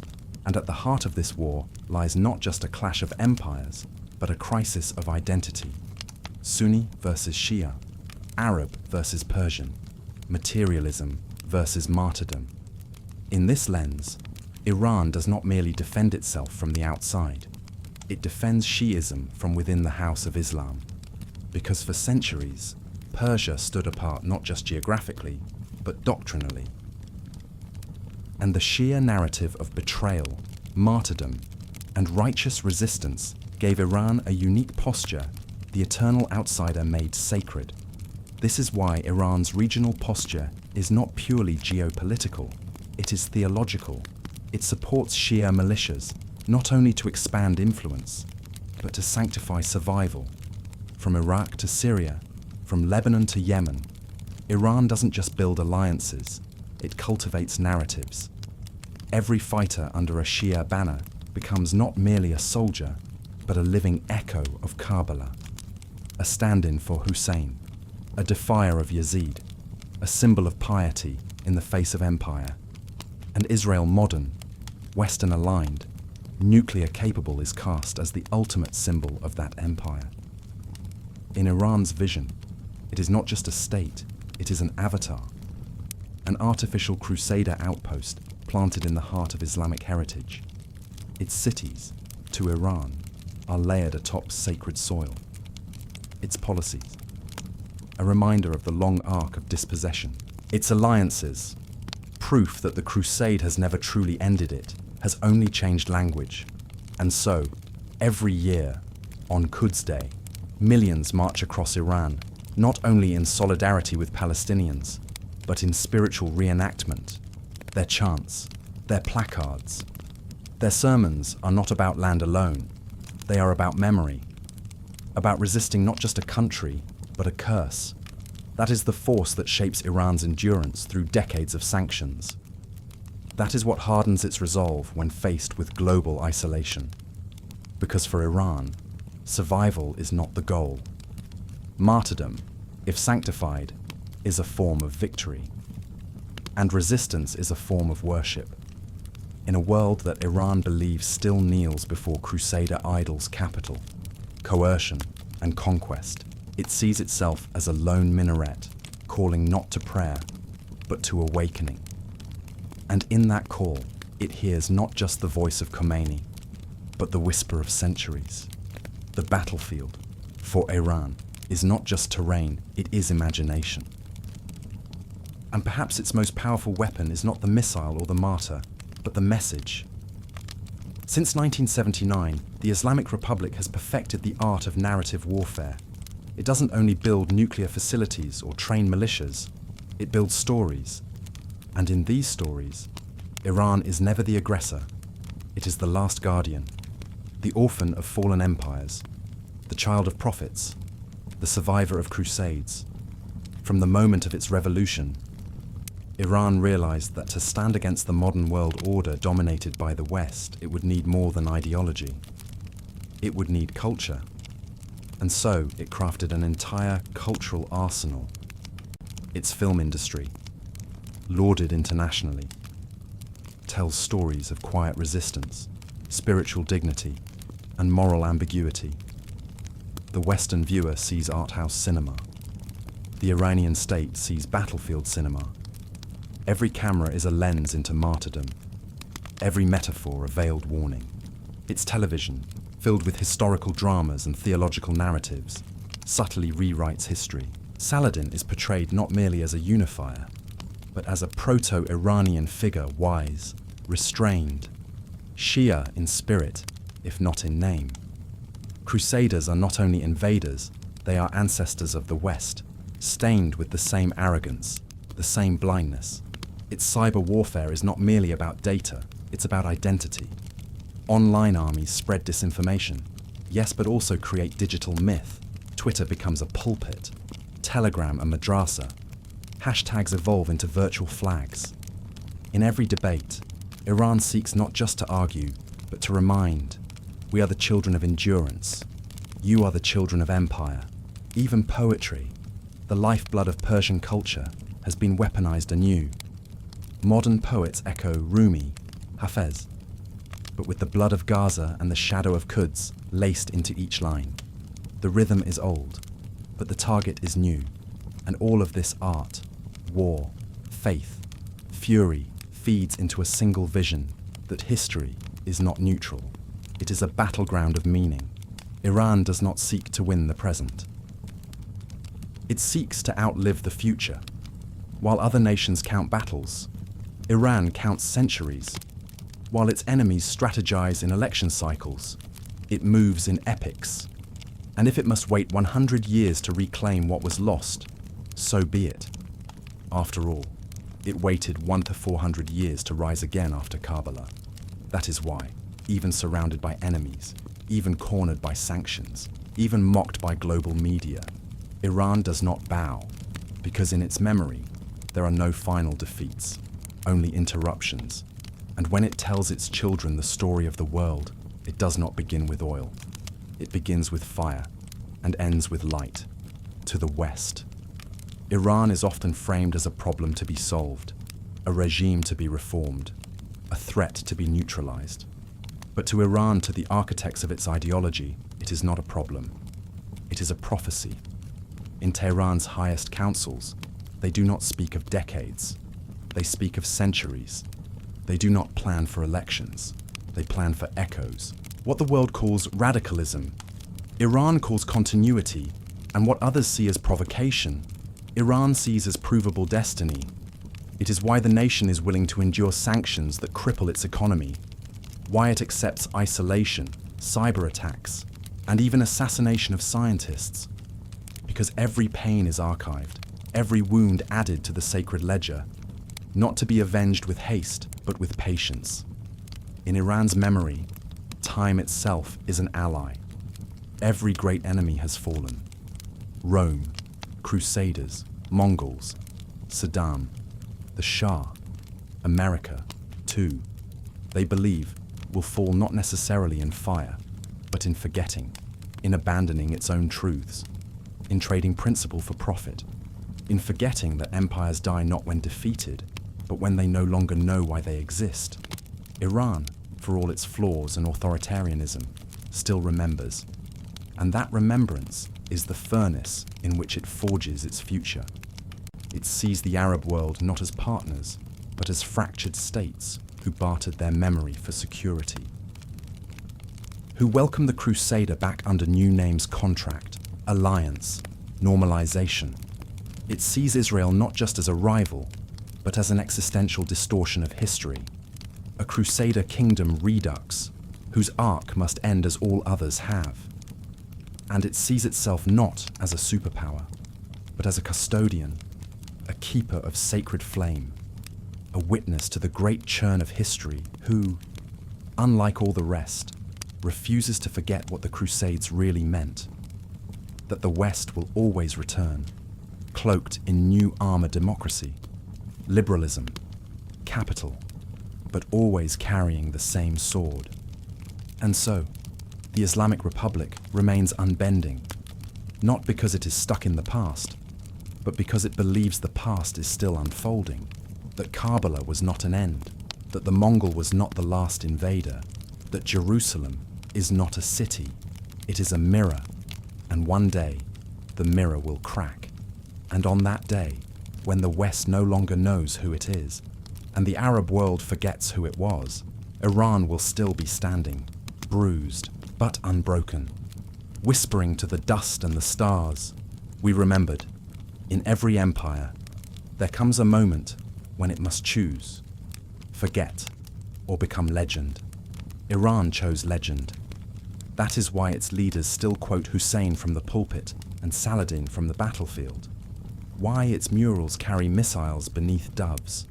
Why its most sacred shrine is not in Tehran, but in Karbala across the border, beyond politics, beyond time. It remembers not as a weakness, but as a weapon, because remembrance gives you something your enemy lacks: a story worth suffering for. While the world trades narrative for nuance and sacrifice for spectacle, Iran clings to the one thing it believes gives meaning to survival: divine continuity. In this vision, the Crusades were not a blip in history, they were the rehearsal. The Mongols were not a disruption, they were a purification. The West is not feared because of its armies, but because of its amnesia. And Israel. In Tehran's sacred imagination, Israel is not only the last outpost of empire, it is the final test. A riddle left by God at the edge of history. Can a people born of memory defeat a people born of myth? That is the central question that defines modern Iran. Not who rules Jerusalem, but who remembers it best.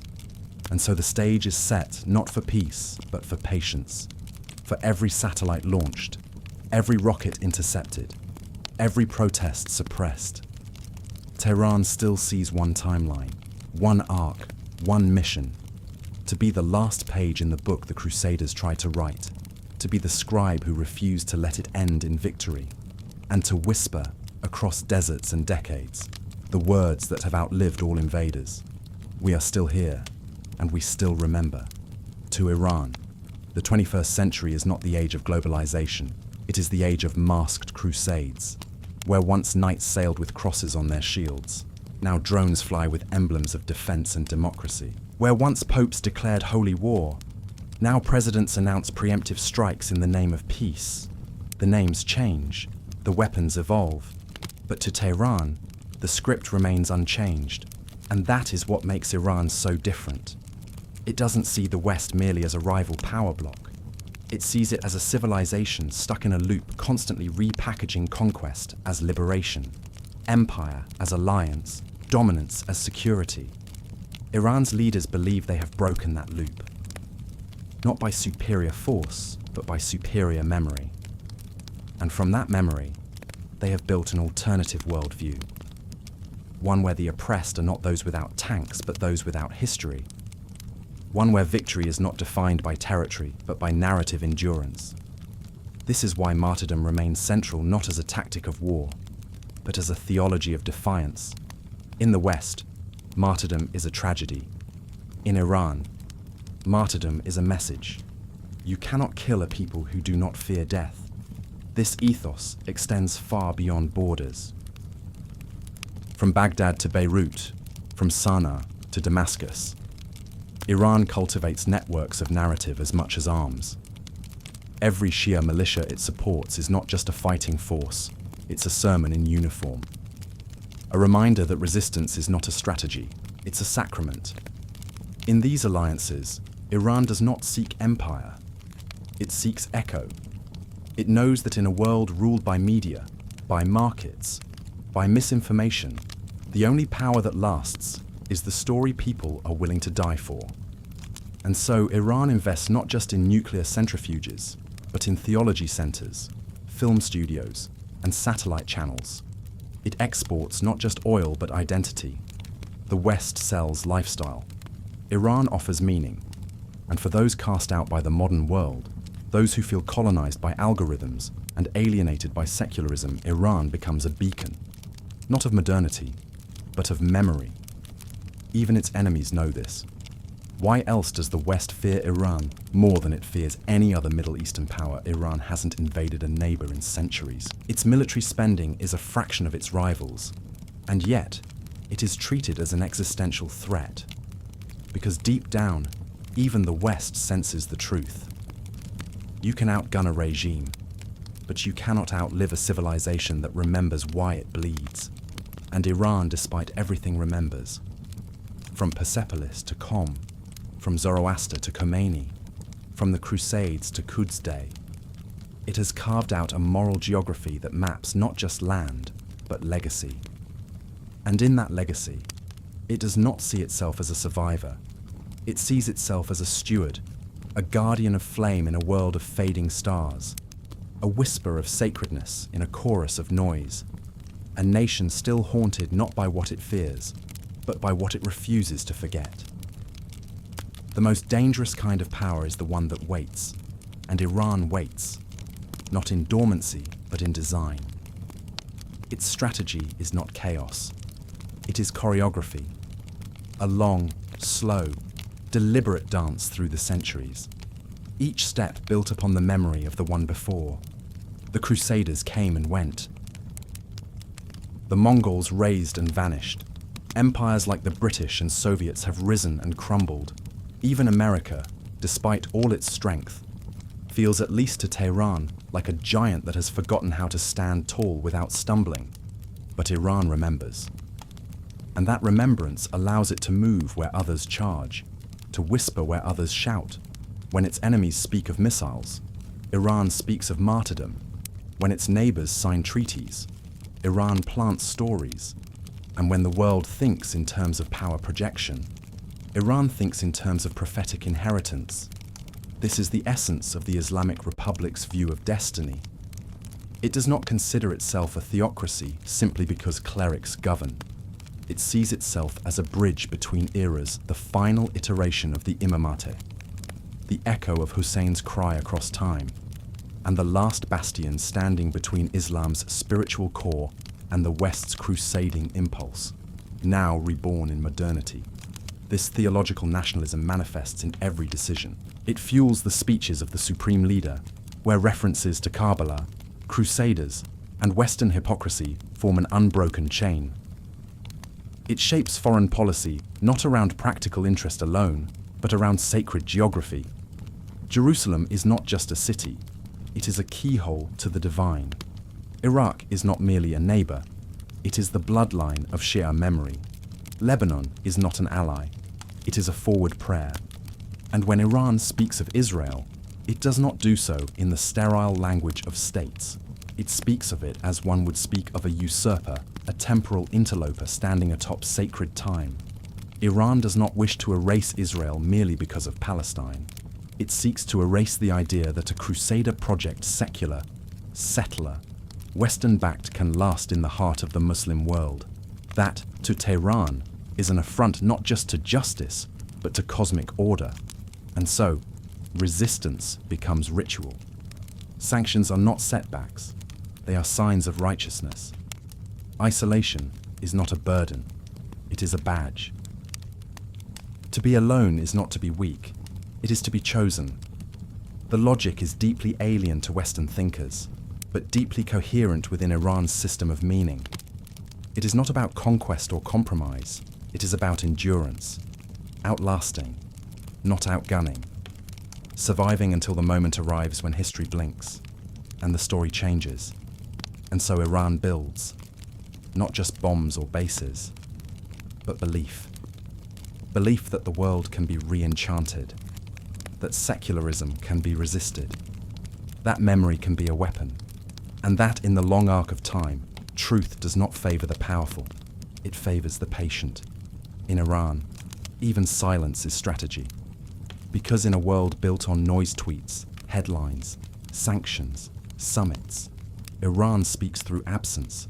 When it delays a response, it's not weakness, it's calculation. When it holds back, it's not retreat, it's ritual. Patience isn't political, it's prophetic. And the root of that patience is perspective. Iran does not view history as a straight road, but as a spiral. Every war, every betrayal, every collapse already happened before, and will happen again. The Crusaders once marched with crosses. Today, they march with constitutions and drones. But the rhythm is the same. And if the rhythm is the same, then so must be the resistance.